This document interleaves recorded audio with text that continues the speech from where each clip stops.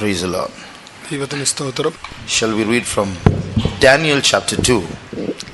Daniel പ്രവചനം 2-ാം അധ്യായത്തിൽ നിന്ന് and read verses 34, 44 and 45. 34, 44, 45 വാക്യം. ഈ രാജാക്കന്മാരുടെ കാലത്ത് സ്വർഗസ്ഥനായ ദൈവം ഒരു നാളും നശിച്ചു പോകാത്ത ഒരു രാജ്യത്വം സ്ഥാപിക്കും. ആ രാജ്യത്വം വേറെ ഒരു ജാതിക്ക് ഏൽപ്പിക്കപ്പെടുകയില്ല. അത് ഈ രാജ്യത്വങ്ങളെ ഒക്കെയും തകർത്ത് നശിപ്പിക്കുകയും എന്നേക്കും നിലനിൽക്കുകയും ചെയ്യും. കൈ തൊടാതെ ഒരു കല്ല് പർവ്വതത്തിൽ നിന്ന് പറഞ്ഞു വന്ന് ഇരുമ്പും താമ്രവും കളിമണ്ണും വെള്ളിയും പൊന്നും തകർത്ത് കളഞ്ഞതായി കണ്ടതിന്റെ താല്പര്യമോ? മഹാദൈവം മേലാൽ സംഭവിപ്പാനുള്ളത് രാജാവിനെ അറിയിച്ചിരിക്കുന്നു. സ്വപ്നം നിശ്ചയവും അർത്ഥം സത്യവുമാകുന്നു. And in the days of these kings shall the God of heaven set up a kingdom which shall never be destroyed, and the kingdom shall not be left to other people, but it shall break in pieces and consume all these kingdoms, and it shall stand forever. For as much as thou sawest that the stone was cut out of the mountain without hands, and that it break in pieces the iron, the brass, the clay, and the silver, and the gold, the great God hath made known to the king what shall come to pass hereafter, and the dream is certain, and the interpretation thereof sure. Praise the Lord. ദൈവത്തിന് സ്തോത്രം. For those who have come just today, I'll just take you in 1 minute through what we've been seeing in the past 2 days.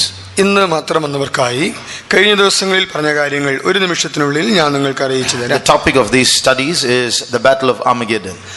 ഈ വേദപഠനങ്ങളെ തലക്കെട്ട് ഹർമഗദോൻ യുദ്ധം എന്നാകുന്നു. A big battle is going to take place shortly. എത്രയും വേഗത്തിൽ ഒരു മഹായുദ്ധം പൊട്ടിപ്പുറപ്പെടുവാൻ പോകുന്നു. And that battle is going to take place in a place called in a valley near the Mount of Megiddo in Israel. ഇസ്രായേലിലെ Megiddo പർവ്വതത്തിന് സമീപമുള്ളതായ ഒരു താഴ്വരയിൽ വെച്ചാണ് ഈ യുദ്ധം നടക്കുവാൻ പോകുന്നത്. That's the photo of that place.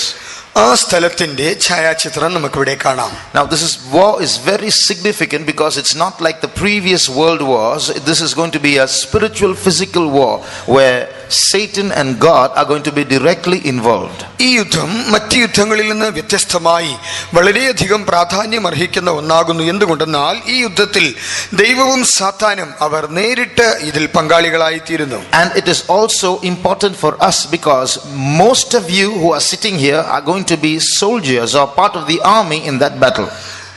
ഇവിടെ ഇരിക്കുന്നവരിൽ മിക്കവരും തന്നെ ആ യുദ്ധത്തിൽ സൈന്യത്തിലെ ഒരു പങ്കാളികളായി തീരും എന്നുള്ളതിനാൽ നമ്മെ സംബന്ധിച്ചിടത്തോളം ഇത് അതീവ പ്രാധാന്യം അർഹിക്കുന്നു. Very shortly one man is going to rule this world. ഇത്രയും വേഗത്തിൽ ഒരൊറ്റ മനുഷ്യൻ മുഴു ലോകത്തെയും ഭരിക്കുവാൻ പോകുന്നു. For some time there will be unity and peace.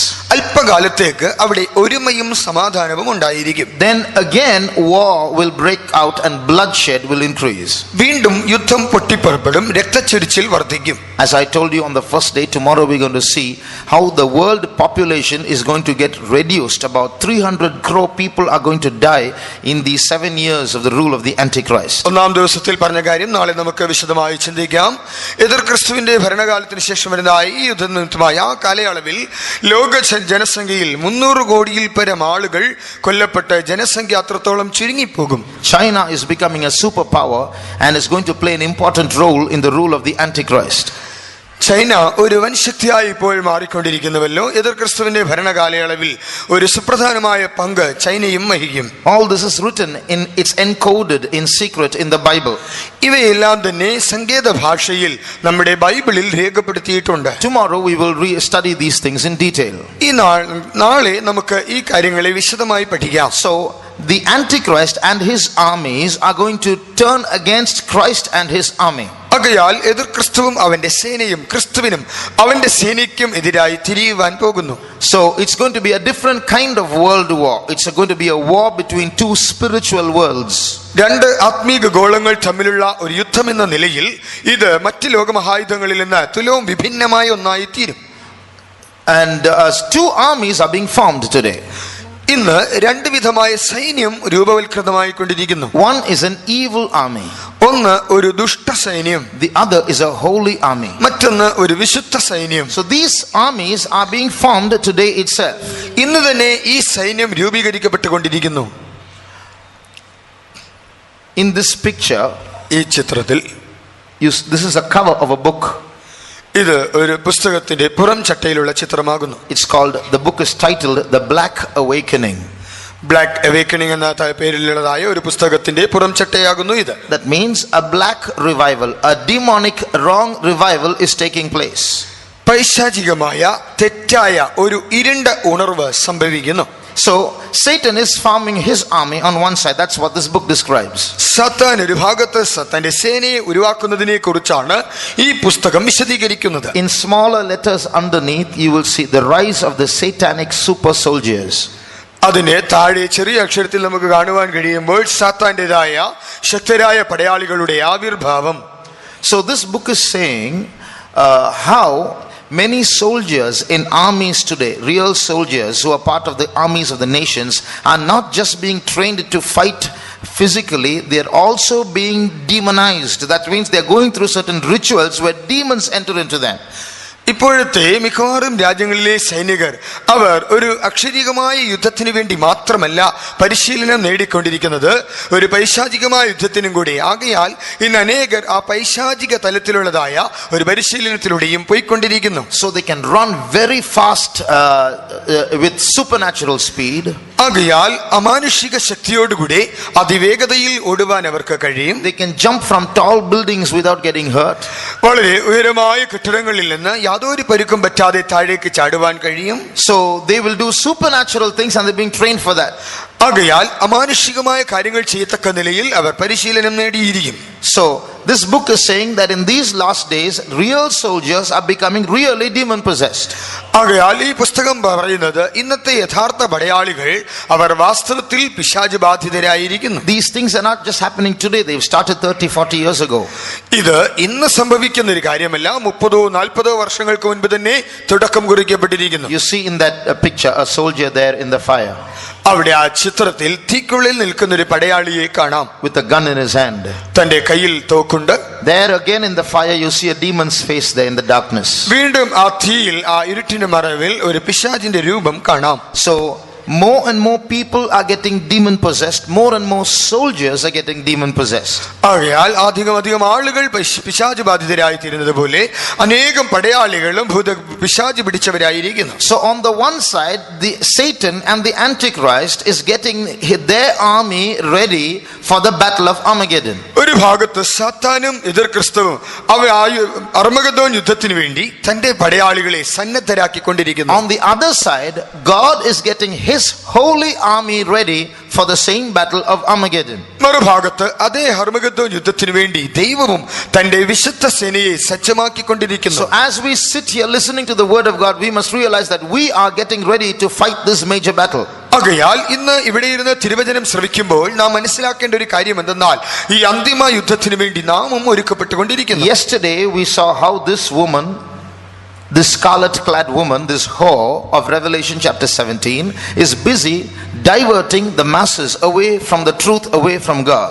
ഇന്നലെ വെളിപ്പാട് പുസ്തകം 17-ാം അധ്യായത്തിൽ കാണുന്ന ഈ മഹാവേശ്യയായ രക്താംബരം അണിഞ്ഞ സ്ത്രീ ജനസഹസ്രങ്ങളെ ദൈവത്തിൽ നിന്ന് തിരിക്കുവാൻ വേണ്ടി എങ്ങനെ അവരെ ആകർഷിക്കുവാനുള്ള തന്ത്രങ്ങൾ മെനയുന്നു എന്നുള്ളത് നാം ഇന്നലെ കേട്ടു. Now suddenly everyone saying all religions are basically the same, like all rivers lead to the ocean, all religions lead to ultimately to the same God. എല്ലാ നദികളും സമുദ്രത്തിൽ ചെന്ന് ചേരുന്നത് പോലെ എല്ലാ മതങ്ങളും ഒടുവിൽ ദൈവത്തെക്കുറിച്ച് പറഞ്ഞ് എല്ലാം ദൈവത്തിൽ കൊണ്ടുപോയി എത്തിക്കുന്നു. ആകയാൽ എല്ലാ മതങ്ങളും ഒന്ന് തന്നെയാണെന്ന് പെട്ടെന്ന് ആളുകൾ പറയുന്നു. Because all religions basically preach peace, love and unity. എന്തുകൊണ്ടെന്നാൽ എല്ലാ മതങ്ങളുടെയും അടിസ്ഥാന തത്വം എന്ന് പറയുമ്പോൾ അത് സമാധാനവും ശാന്തിയും ഒരുമയും ഐക്യതയും തന്നെയാണല്ലോ. It's right to say that all religions want peace, love and unity, but to say that all religions are basically the same because of this is a big question. It's right to say that all religions preach peace and love and unity. എല്ലാ മതങ്ങളും തന്നെ സമാധാനം ഐക്യത എന്നിവയെക്കുറിച്ച് പറയുന്നെന്ന് പറയുമ്പോൾ ശരി തന്നെയാണ്. എന്നാൽ അടിസ്ഥാനപരമായി എല്ലാ മതങ്ങളും ഒരുപോലെ തന്നെയാണെന്ന് പറയുന്നത് ശരിയാണോ? Because every religion varies in its basic definition of God itself. എന്തുകൊണ്ടെന്നാൽ ഓരോ മതങ്ങൾക്കും തന്നെ അതിന് അടിസ്ഥാനപരമായി ദൈവത്തെക്കുറിച്ചുള്ളതായ ഒരു നിർവചനം അതിനുണ്ട്. Every religion varies in its definition of salvation. ഓരോ മതത്തിലും നോക്കിയാൽ ആ രക്ഷയെ സംബന്ധിച്ചുള്ളതായ വ്യക്തമായ ഒരു നിർവചനം അതാത് മതങ്ങളിലുണ്ട്. Every religion varies, is different in its expression of heaven and hell. ഓരോ മതങ്ങളും തന്നെ സ്വർഗത്തെക്കുറിച്ചും നരകത്തെക്കുറിച്ചും തമ്മിൽ നിർവചിക്കുന്നതിൽ വിഭിന്നമായിരിക്കുന്നു. Every religion gives a different explanation about life after death. ഓരോ മതങ്ങളും തന്നെ മരണാനന്തര ജീവിതത്തെക്കുറിച്ച് വിഭിന്നമായ ആശയം മുന്നോട്ട് വയ്ക്കുന്നു. Every religion has its own way of explaining the final judgment. അന്തിമ ന്യായവിധിയെക്കുറിച്ച് വിവരിക്കുവാൻ ഓരോ മതത്തിനും അതിൻ്റെതായ വ്യത്യസ്തമായ മാർഗങ്ങളുണ്ട്. So how can we say that all religions are basically the same? അങ്ങനെയെങ്കിൽ അടിസ്ഥാനപരമായി എല്ലാ മതങ്ങളും ഒന്ന് തന്നെയെന്ന് എങ്ങനെ പറയാം? But throwing out heaven and hell and life after death and God and salvation, concentrating only on peace and unity and love, religions are going to get together. എന്നാൽ ദൈവം, സ്വർഗം, നരകം, ന്യായവിധി ഇങ്ങനെയുള്ളതായ കാര്യങ്ങളെല്ലാം മാറ്റിവെച്ചിട്ട് നോക്കിയാൽ സമാധാനം, ഐക്യത, ഒരുമ ഇങ്ങനെയുള്ള കാര്യങ്ങളെക്കുറിച്ച് എല്ലാ മതങ്ങളും ഒരുപോലെ പറയുന്നു. How is it that everyone is speaking the same thing today? Everybody is saying the same thing. എല്ലാവരും ഇന്ന് ലോകത്തിൽ നോക്കിയാൽ എല്ലാവരും ഒരേ കാര്യം തന്നെ ഇന്നതിനെ കുറിച്ച് പറയുന്നു. So today you preach about Jesus, people of every religion will come and nod their heads and say, it's a very good sermon that you all preached. ആകയാൽ ഇന്ന് യേശുവിനെ കുറിച്ച് പ്രസംഗിക്കുമ്പോൾ എല്ലാവരും ഒന്ന് തലകുലുക്കി അത് സമ്മതിക്കും, നിങ്ങൾ പറയുന്നതെല്ലാം വളരെ നല്ല നല്ല കാര്യങ്ങൾ തന്നെയാണ്. Why do they say that? എന്തുകൊണ്ട് അവരെങ്ങനെ പറയുന്നു? There is some power up there. ഉയരത്തിൽ ഏതോ ഒരു ശക്തിയുണ്ട്. They call it, cosmic energy, super conscious mind. Some in the atmosphere there is some supernatural power. അന്തരീക്ഷത്തിൽ എവിടെയോ ഒരു വലിയൊരു ശക്തിയുണ്ട്. അതിനെ പ്രപഞ്ചത്തിന് അതീതമായ അതിമാനുഷിക ശക്തി എന്നൊക്കെയും അവർ വിളിക്കുന്നു. One person calls it Jesus, another person will call it Allah, another person will call it Krishna, and so on.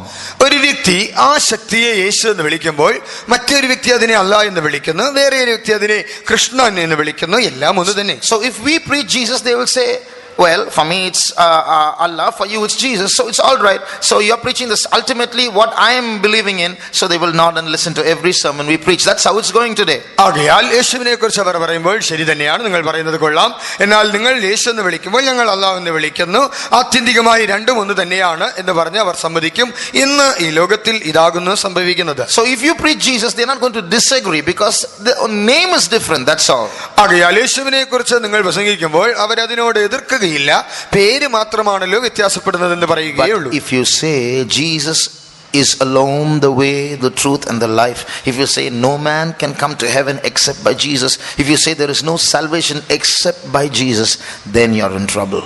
എന്നാൽ കർത്താവായ യേശു ക്രിസ്തു മാത്രമാണ് വഴിയും സത്യവും ജീവനും, യേശുവിലൂടെ മാത്രമേ രക്ഷ ലഭിക്കൂ, യേശു മാത്രമാണ് ഏക ദൈവമെന്ന് നിങ്ങൾ പറഞ്ഞാൽ നിങ്ങൾ കുഴപ്പത്തിലായി തീരും. So recently this has been spreading. All religions are basically the same.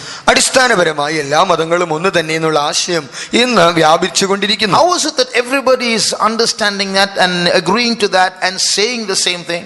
എല്ലാ മനുഷ്യരും തന്നെ ഒരേ കാര്യം സമ്മതിക്കുന്നു, എല്ലാവരും ഈ ഒരേ ഒരു കാര്യത്തെ സർവാത്മന സമ്മതിച്ച് പറയുന്നല്ലോ. ഇതെങ്ങനെ സംഭവ്യമായി? Because somebody is in the background, the chosen ones of Satan are slowly whispering these things through the media, through television, through the internet, through philosophies, through books, through films and so on.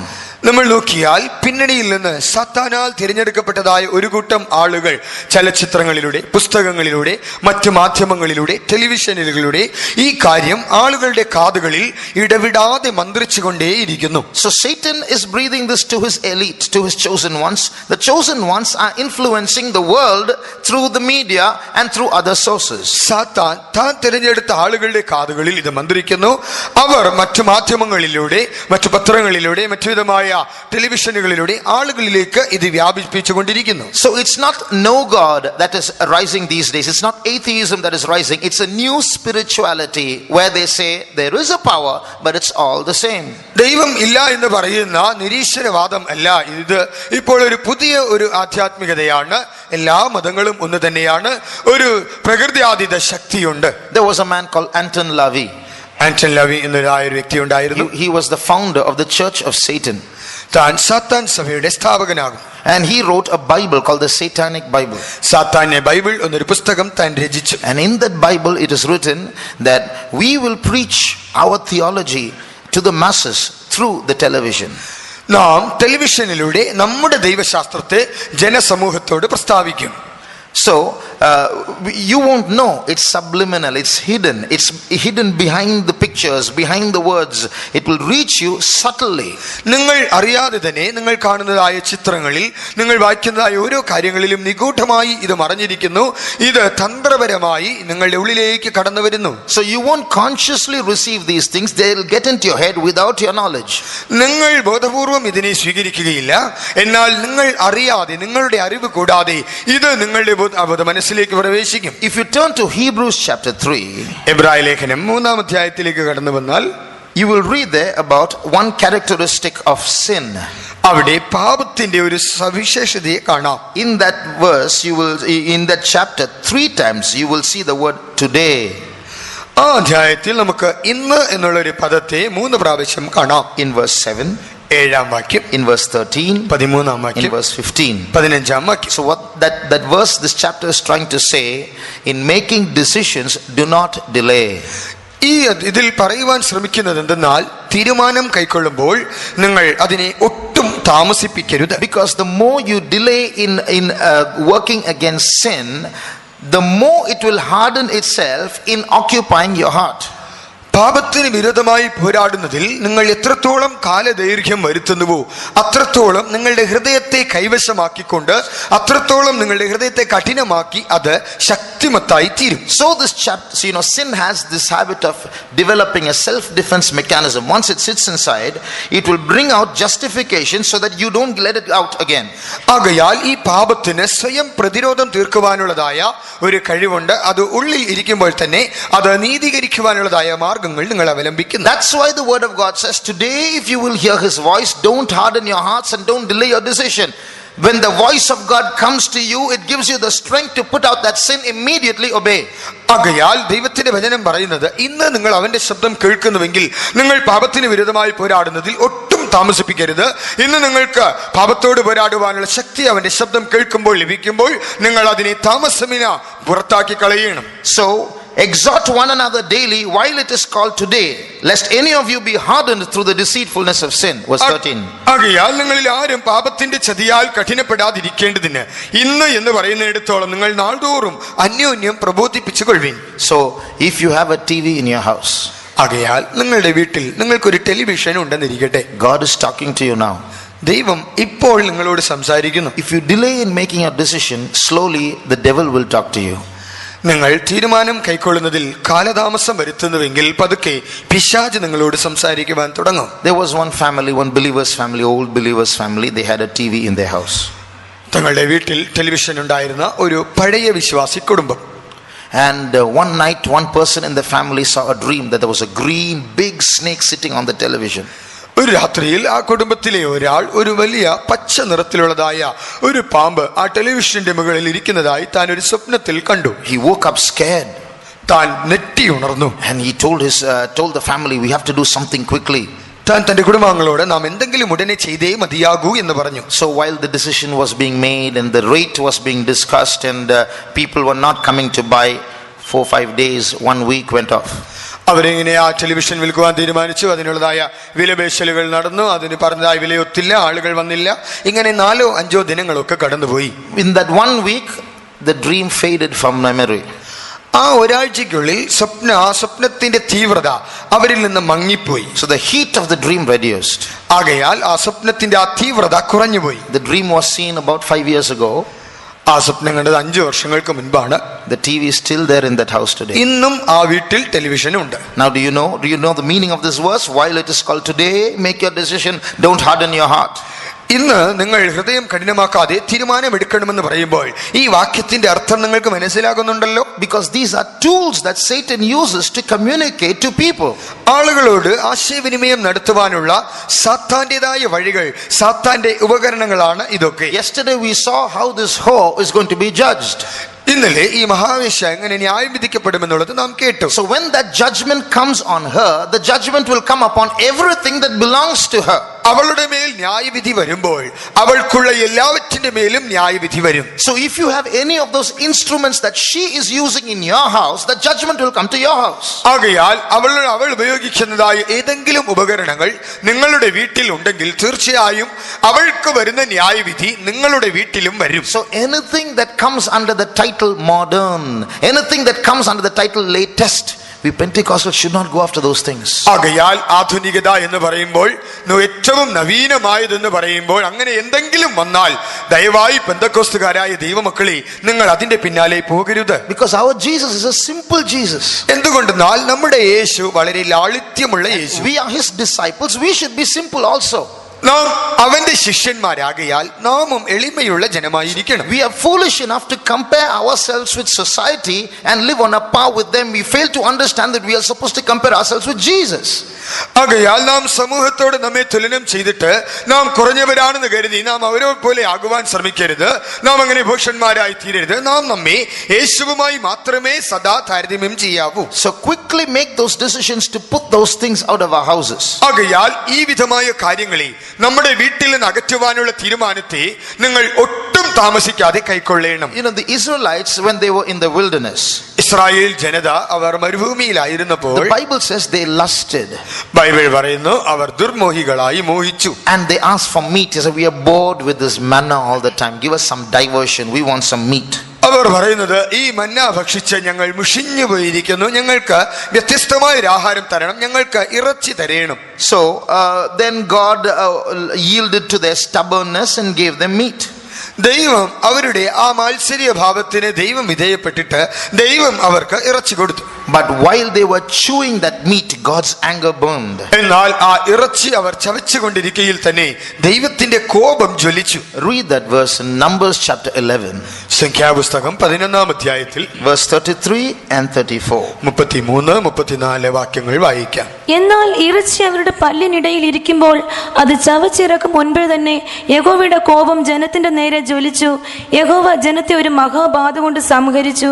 ദുരാഗ്രഹികളുടെ കൂട്ടത്തെ അവിടെ കുഴിച്ചിട്ടത് കൊണ്ട് ആ സ്ഥലത്തിന് കിബ്രോത്ത് ഹത്താവ എന്ന് പേരായി. And while the flesh was yet between their teeth, and it was chewed, the wrath of the Lord was kindled against the people, and the Lord smote the people with a very great plague, and he called the name of that place Kibroth Hattava, because there they buried the people that lusted.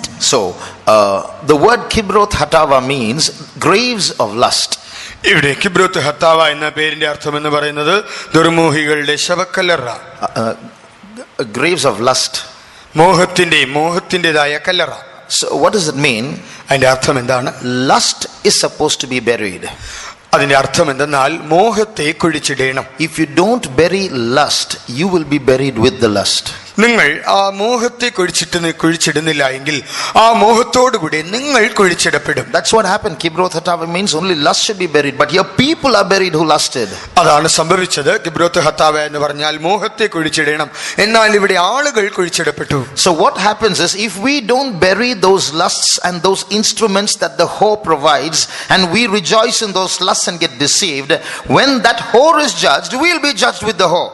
ആ മഹാവേശ തരുന്നതായ സന്തോഷത്തിന്റെ ഉപകരണങ്ങളെ നാം വെച്ചുകൊണ്ട് നാം അതിൽ സന്തോഷിക്കുകയും ആനന്ദിക്കുകയും ചെയ്യുന്നു എങ്കിൽ ആ വേശ ന്യായം വിധിക്കപ്പെടുമ്പോൾ അവളുടെ ആ ഉപകരണങ്ങൾ നമ്മിലുണ്ടെങ്കിൽ നാമും അതോടൊപ്പം ന്യായം വിധിക്കപ്പെടും. The whole world is getting deceived by the lies of Satan.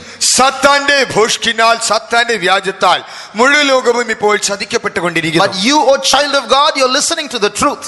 പ്രിയ ദൈവപൈതലേ, നീയോ ഇപ്പോൾ ദൈവത്തിന്റെ സത്യം കേട്ടുകൊണ്ടിരിക്കുന്നു. The word of God has something else to say to you, different from what the world has to say to you. ലോകത്തിന് നിന്നോട് പറയുവാനുള്ളതിൽ നിന്ന് വിഭിന്നമായ ഒരു കാര്യം നിന്നോട് പറയുവാൻ ദൈവത്തിനുണ്ട്. Therefore quickly flee from these things and don't get trapped by the deceptions of the Antichrist. ആകയാൽ ഈ വിധമായ കാര്യങ്ങളെ വിട്ട് നീ വേഗത്തിൽ പുറത്തു വരിക. എതിർ ക്രിസ്തുവിന്റെ വഞ്ചനകളിൽ കെണിയിൽ നീ കുടുങ്ങരുത്. The more we delay in making these decisions, the harder it becomes to leave these things, because our hearts will get hard. ഈ കാര്യങ്ങളെ വിട്ടുകളയുന്നതിൽ നാം എത്രത്തോളം താമസിക്കുന്നുവോ അത്രത്തോളം ഇതിനെ വിട്ട് പുറപ്പെട്ടു വരിക ദുഷ്കരമായി തീരും. എന്തുകൊണ്ടെന്നാൽ ഇത് ഇത്രത്തോളം നമ്മുടെ ഹൃദയത്തെ കഠിനമാക്കുന്നു.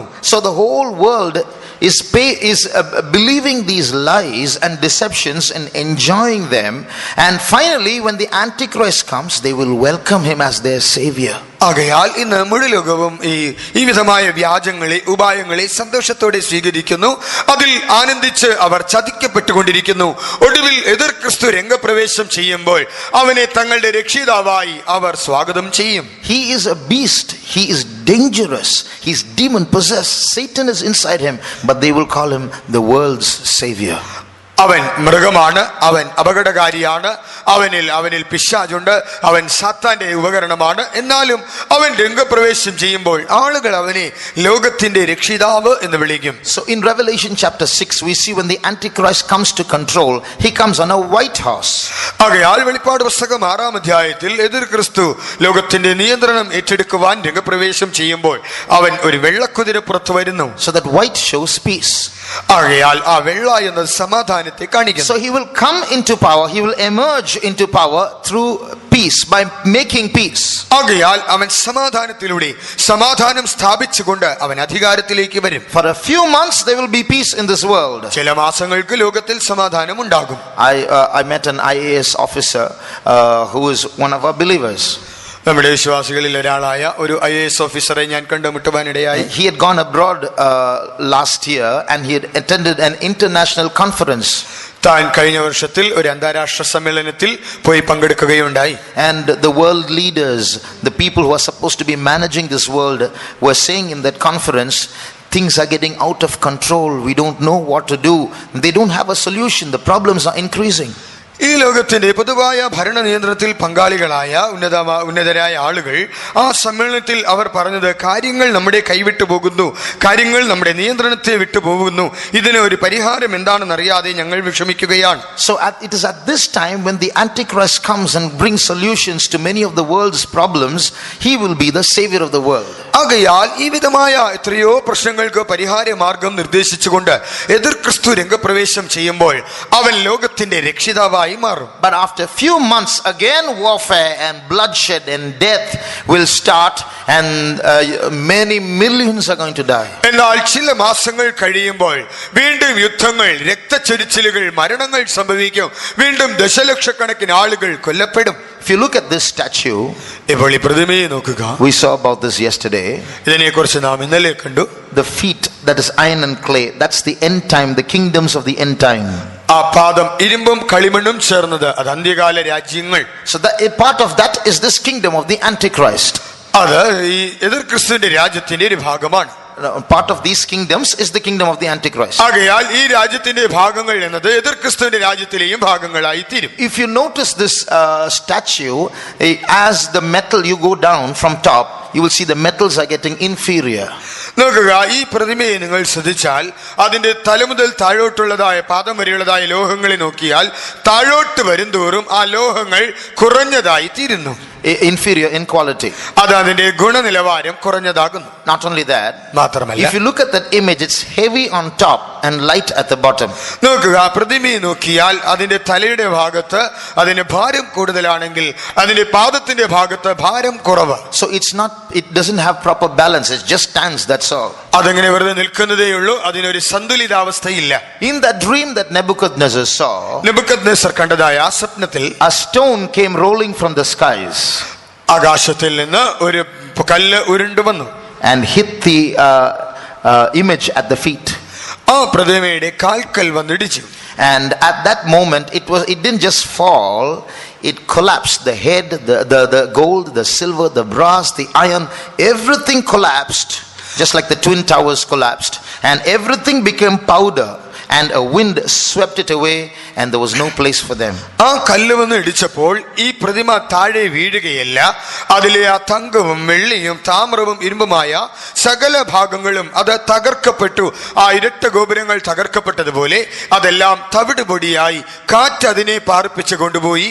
പിന്നീട് അതിനെ കണ്ടില്ല. And as an explanation of this, we read in the key verse, ഇതിന്റെ വിശദീകരണമാണ് നാം വായിച്ചു കേട്ടതായ കുറിവാക്യത്തിൽ, this kingdom shall not be left to other people, but it shall break in pieces and consume all the kingdoms that were before it, and shall stand forever. ഇവിടെ നാം വായിക്കുമ്പോൾ ഈ രാജ്യങ്ങൾ പിന്നീട് ഒരിക്കലും നിലനിൽക്കുകയില്ല, അത് മറ്റൊരാളുടെ പക്കൽ ഏൽപ്പിക്കപ്പെടുകയുമില്ല. അത് ഈ രാജ്യത്വങ്ങളെയൊക്കെയും തകർത്ത് നശിപ്പിക്കുകയും എന്നേക്കും നിലനിൽക്കുകയും ചെയ്യും. So this kingdom, this stone that is coming from the skies and colliding with this and hitting this image, ആകയാൽ സ്വർഗ്ഗത്തിൽ നിന്ന് ഇറങ്ങി വന്ന് ഈ പ്രതിമയിൽ ഇടിക്കുന്നതായ ഈ കല്ല്, that's the battle of Armageddon. അതാകുന്നു ഹർമഗദോൻ യുദ്ധം. That stone is this army. ആ കല്ലാകുന്നു ഈ സൈന്യം. So this army, this stone is going to come down and fight with the kingdom of the Antichrist and remove that kingdom with all its powers, and this kingdom of Christ will be established on earth and it shall stand forever. ആകയാൽ ഈ സൈന്യം അഥവാ ഈ കല്ല് വന്ന് ആ എതിർ ക്രിസ്തുവിന്റെ സൈന്യവുമായി കൂട്ടിയിടിച്ച് ആ സൈന്യത്തെ അതിന്റെ എല്ലാവിധമായ ശക്തിയോടും മഹിമയോടും കൂടി അതിനെ ഇല്ലായ്മയാക്കിയിട്ട് ഇത് എന്നേക്കും നിലനിൽക്കും രാജ്യത്വം അതിന് എന്നേക്കും അവകാശമായി. When the Antichrist comes, he will rule with the powers and the spirits that ruled the previous kingdoms, like the Roman, the Medo-Persian, the Babylonian empires and the Greek empire. എതിർ ക്രിസ്തു വരുമ്പോൾ ഇതിനു മുൻപേ ലോകത്തെ ഭരിച്ചിരുന്ന സാമ്രാജ്യങ്ങളിൽ കാണപ്പെട്ടിരുന്നതായ ആ ശക്തിയോടുകൂടി, ആ പൈശാചികമായ അധികാരത്തോടുകൂടി ഇതിനു മുൻപേ ഉണ്ടായിരുന്നതായ ബാബിലോൺ സാമ്രാജ്യം, റോമൻ സാമ്രാജ്യം, അതിലുണ്ടായിരുന്നതായ പൈശാചിക ശക്തിയോടും അധികാരത്തോടും കൂടി എതിർ ക്രിസ്തു പ്രവർത്തിക്കും. But when Jesus comes down, എന്നാൽ യേശു ഇറങ്ങി വരുമ്പോൾ all those powers are going to be destroyed. ആ ശക്തികളെല്ലാം തന്നെ നിർമൂലമാകും. And his kingdom will stand forever. അവന്റെ രാജ്യം എന്നേക്കും നിലനിൽക്കും. Now if you read Daniel chapter 2 and verse 45, Daniel പ്രവചനം 2-ാം അധ്യായം 45-ാം വാക്യം വായിച്ചു. read that verse again please. ആ വാക്യം വായിക്കും. കൈ തൊടാതെ ഒരു കല്ല് പർവ്വതത്തിൽ നിന്ന് പറഞ്ഞു വന്ന് ഇരുമ്പും താമ്രവും. Enough. For as much as thou sawest that the stone was cut out of the mountain without hands. So here we read a stone that was cut without hands in verse 34. 34-ാം വാക്യത്തിൽ നാം വായിച്ചു കൈ തൊടാതെ പറഞ്ഞു വന്ന കല്ല്. But here we read this stone was cut out of a mountain. ഇവിടെ നോക്കുമ്പോൾ ഈ കല്ല് ഒരു പർവ്വതത്തിൽ നിന്ന് വെട്ടിയെടുത്തതെന്ന് കാണാം. What is this stone? എന്താകുന്നു ഈ കല്ല്? Now we are part of that stone. It's Jesus and us. നാം ആ കല്ലിന്റെ ഒരു ഭാഗമാണ്. അത് യേശു തന്നെയാണ്. It's Jesus and us. യേശുവും നാമും. So Jesus and us, that's the army there, that's at the back. Jesus and us together is that stone. യേശുവും നാമും ചേർന്നതാണ് ആ കല്ലായി തീരുന്നത്. നാം ആകുന്നു ആ യുദ്ധത്തിൽ പങ്കാളികളാകുന്നത്. Verse 34, the stone cut without hands refers to Jesus Christ. കൈ തൊടാതെ പറഞ്ഞു വന്ന കല്ലെന്ന് പറയുമ്പോൾ അത് കർത്താവായ യേശുവിനെ ആദ്യം കാണിക്കുന്നു. That's in verse 34. അത് 34-ാം വാക്യത്തിൽ. In verse 45, stone cut out of a mountain refers to us. 45-ാം വാക്യത്തിൽ വായിക്കുമ്പോൾ പർവ്വതത്തിൽ നിന്ന് പറഞ്ഞു വന്ന കല്ല് അത് നമ്മെ കാണിക്കുന്നു. That means we belonged to another mountain once. ആകയാൽ നാമോ ആ പർവ്വതത്തിനോട് ചേർന്നവർ, അതിന്റെ സ്വന്തമായവർ. That mountain is the kingdoms of this world. ആ പർവ്വതം എന്ന് പറയുന്നത് ഈ ലോകത്തിന്റെ രാജ്യങ്ങൾ, the people of this world, ഈ ലോകത്തിലെ ആളുകൾ. but God has cut us out of those people and brought us to himself. എന്നാൽ ദൈവം ഈ ആളുകളിൽ നിന്ന് നമ്മെ ഛേദിച്ചെടുത്ത് തന്റെ അടുക്കലേക്ക് നമ്മെ കൊണ്ടുവന്നു. So the Bible says, remember the rock from which you were hewn. ആകയാൽ നിങ്ങളെ വെട്ടിയെടുത്തതായ ഖനിഗർഭത്തെ പാറയെ ഓർത്തുകൊള്ളുക എന്ന് ബൈബിൾ പറയുന്നു. So God has separated us from humanity and from the kingdoms and the peoples of this world, and he has brought us into his kingdom. ആകയാൽ ലോക രാജ്യങ്ങളിൽ നിന്ന് മനുഷ്യരുടെ മധ്യേ നിന്ന് ദൈവം നമ്മെ അവിടെ നിന്ന് വേർപെടുത്തിയെടുത്ത തന്റെ രാജ്യത്തിൽ നമ്മെ കൊണ്ടുവന്നിരിക്കുന്നു. So what is going to happen? ആകയാൽ സംഭവിക്കുവാൻ പോകുന്നത്, God has cut us out of a mountain and we are going to fight the battle of Armageddon and we will become a mountain. ദൈവം നമ്മെ ഒരു പർവ്വതത്തിൽ നിന്ന് വെട്ടിയെടുത്തു. ഹർമഗദോൻ യുദ്ധത്തിൽ നാം യുദ്ധം ചെയ്ത് നാം ഒരു പർവ്വതമായി മാറും. That's what verse 35 says. This stone became a huge mountain and filled the whole earth. അതുകൊണ്ടാണ് 35-ാം വാക്യത്തിൽ വായിച്ചത് ഈ കല്ല് ഒരു മഹാപർവ്വതമായി മാറി അത് ഭൂമിയെ നിറച്ചു. So what does this mean? ഇതിന്റെ അർത്ഥം എന്താണ്? All the kingdoms of this world, all the governments of this world, all the democracies of this world, everything is going to stop because everything has failed, and the kingdom of the Antichrist also will. Everything is going to be wiped out, and the kingdom of the saints is going to be established in this world for 1,000 years. ആകയാൽ ഈ ലോകത്തിലെ രാജ്യങ്ങൾ, ഈ ലോകത്തിലെ ഭരണകൂടങ്ങൾ, ഈ ലോകത്തിലെ ജനാധിപത്യ സംവിധാനങ്ങൾ ഇവയെല്ലാം തന്നെ പരാജയപ്പെട്ട് എതിർ ക്രിസ്തുവിന്റെ സാമ്രാജ്യവും അവയെല്ലാം തന്നെ ഇല്ലാതെയായി തീരും. പിന്നീട് ദൈവത്തിന്റെ വിശുദ്ധന്മാരുടെ രാജ്യം സ്ഥാപിതമാകും. അത് 1000 ആണ്ട് ഭൂമിയിൽ നിലനിൽക്കും. So this battle of Armageddon Armageddon is going to bring out such a transformation in this world. A few moments ago, it was a kingdom of sin, a kingdom of demons, but now it's the kingdom of Christ and the kingdom of his saints. ആകയാൽ ഈ ഹർമഗദോൻ യുദ്ധം ഭൂമിക്ക് ഒരു സമൂലമായ രൂപാന്തരം വരുത്തും. എന്തുകൊണ്ടെന്നാൽ ചില നിമിഷങ്ങൾക്ക് മുൻപേ അത് പാപത്തിന്റെയും പൈശാചികതയുടെയും ഭൂതങ്ങളുടെയും ഒരു രാജ്യമായിരുന്നു. എന്നാൽ ഇപ്പോൾ അത് ക്രിസ്തുവിന്റെയും അവന്റെ വിശുദ്ധന്മാരുടെയും രാജ്യമായി മാറിക്കഴിഞ്ഞു. And imagine, to bring about such a change, we being the army of Christ, how we should be in growing in the wisdom and the power and in the character of Christ. ആകയാൽ ഇത്രത്തോളം ഒരു മാറ്റം വരുത്തണമെങ്കിൽ നാം ക്രിസ്തുവിന്റെ സൈന്യം എന്ന നിലയിൽ നാം എത്രത്തോളം ക്രിസ്തുവിന്റേതായ ദിവ്യ സ്വഭാവങ്ങളിൽ നാം രൂപാന്തരം പ്രാപിക്കേണ്ടതുണ്ട്, നമുക്കൊരു മാറ്റം വരേണ്ടതുണ്ട്. A few years ago, ചില വർഷങ്ങൾക്ക് മുൻപേ we as a church, we were concentrating a lot on doctrine. നാം സഭ എന്ന നിലയിൽ ഉപദേശങ്ങളിൽ വളരെയധികം ശ്രദ്ധ ചെലുത്തിയിരുന്നു. Doctrine is important. ഉപദേശം പ്രാധാന്യമേറിയതായിരുന്നു. It has its place. എന്നാൽ അതിന് അതിൻ്റെതായ ഒരു സ്ഥാനമുണ്ട്. Bone shows doctrine. അസ്ഥി എന്നത് ഉപദേശത്തെ കാണിക്കുന്നു. This body is standing erect because of bones inside.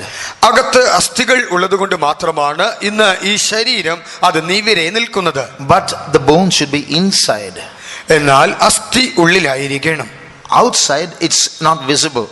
പുറമേ അത് ദൃശ്യമല്ല. So in the same way, it's doctrines that keeps the church strong, that gives it its structure, but it should be inside, means it should be hidden and yet upholding us. ആകയാൽ സഭയുടെ ഉപദേശം എന്നത് അതിന്റെ ഘടനയെ നിലനിർത്തുന്നതാണ്.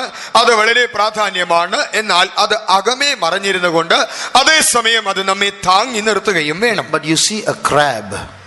എന്നാൽ നിങ്ങൾ ഒരു ഞണ്ടിനെ നോക്കിയാൽ the bone is outside, the flesh is inside. ആ ഞണ്ടിനെ സംബന്ധിച്ചിടത്തോളം അതിന്റെ അസ്ഥി പുറത്തും അതിന്റെ മാംസമകത്തുമാണ്. If that happens, ഇതങ്ങനെ സംഭവിച്ചാൽ, go and give, shake hands with the crab, what will happen? നോക്കുക, നിങ്ങൾ ഒരു ഞണ്ടുമായി ഹസ്തദാനം ചെയ്താൽ എന്ത് സംഭവിക്കും? If the bones are in the wrong place, the wrong things will take place. നോക്കുക, അസ്ഥികൾ തെറ്റായ സ്ഥലത്താണെങ്കിൽ തെറ്റായ കാര്യങ്ങൾ സംഭവിക്കും. But today, thank God, we are becoming more character conscious. എന്നാൽ ഇന്ന് ദൈവത്തിന് നന്ദി പറയട്ടെ, നാം ഇന്ന് സ്വഭാവത്തെ കുറിച്ചാണ് അധികം ബോധവാന്മാരായിരിക്കുന്നത്. We are becoming more and more aware that we have to grow in the character of Christ. നാം ക്രിസ്തുവിന്റെ സ്വഭാവത്തിൽ അധികം വളരണം എന്നുള്ളതിനെ കുറിച്ച് നാം ഇന്ന് അധികം ബോധവാന്മാരായിരിക്കുന്നു. We are becoming more and more aware of how far away we are from the character of Christ. ക്രിസ്തുവിന്റെ ദിവ്യ സ്വഭാവത്തിൽ നിന്ന് നാം എത്രത്തോളം വിദൂരത്തിലായിരിക്കുന്നു എന്നുള്ളതിനെ കുറിച്ച് നാം ഇന്ന് അധികം ബോധവാന്മാരായിരിക്കുന്നു. Recently the Lord was telling me, അടുത്ത കാലത്ത് കർത്താവ് എന്നോട് ഇപ്രകാരം പറഞ്ഞുകൊണ്ടിരുന്നത്, supposing someone asks me, എന്നോട് ആരെങ്കിലും ചോദിക്കുന്നുവെന്നിരിക്കട്ടെ, what do you mean by Zion? Zion എന്നാൽ അർത്ഥമാക്കുന്നത് എന്താണ്? I would give this explanation. In heaven there are 4 places. ഞാൻ ഇപ്രകാരം അവർക്ക് മറുപടി കൊടുക്കും. സ്വർഗം, അതിൽ 4 സ്ഥലങ്ങളുണ്ട്. New earth, new heaven, new Jerusalem. പുതിയ ഭൂമി, പുതിയ ആകാശം, പുതിയ യെരൂശലേം. And in New Jerusalem, the capital, the headquarters, that's Zion. പുതിയ യെരൂശലേമിന്റെ തലസ്ഥാനമായി സിയോനുണ്ട്. There are 144,000 people only there. അവിടെ 144,000 പേർ മാത്രമേ കാണപ്പെടൂ. They are celibates, they don't get married. Our വിവാഹിതരാകാതെ ജീവിച്ചവരാണ്. So they will sing a song that no man can sing.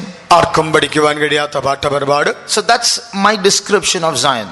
സിയോനെ കുറിച്ച് ഞാൻ നൽകുന്നതായ വിശദീകരണം ഇതായിരിക്കും. Now that's perfect. That's 100% correct.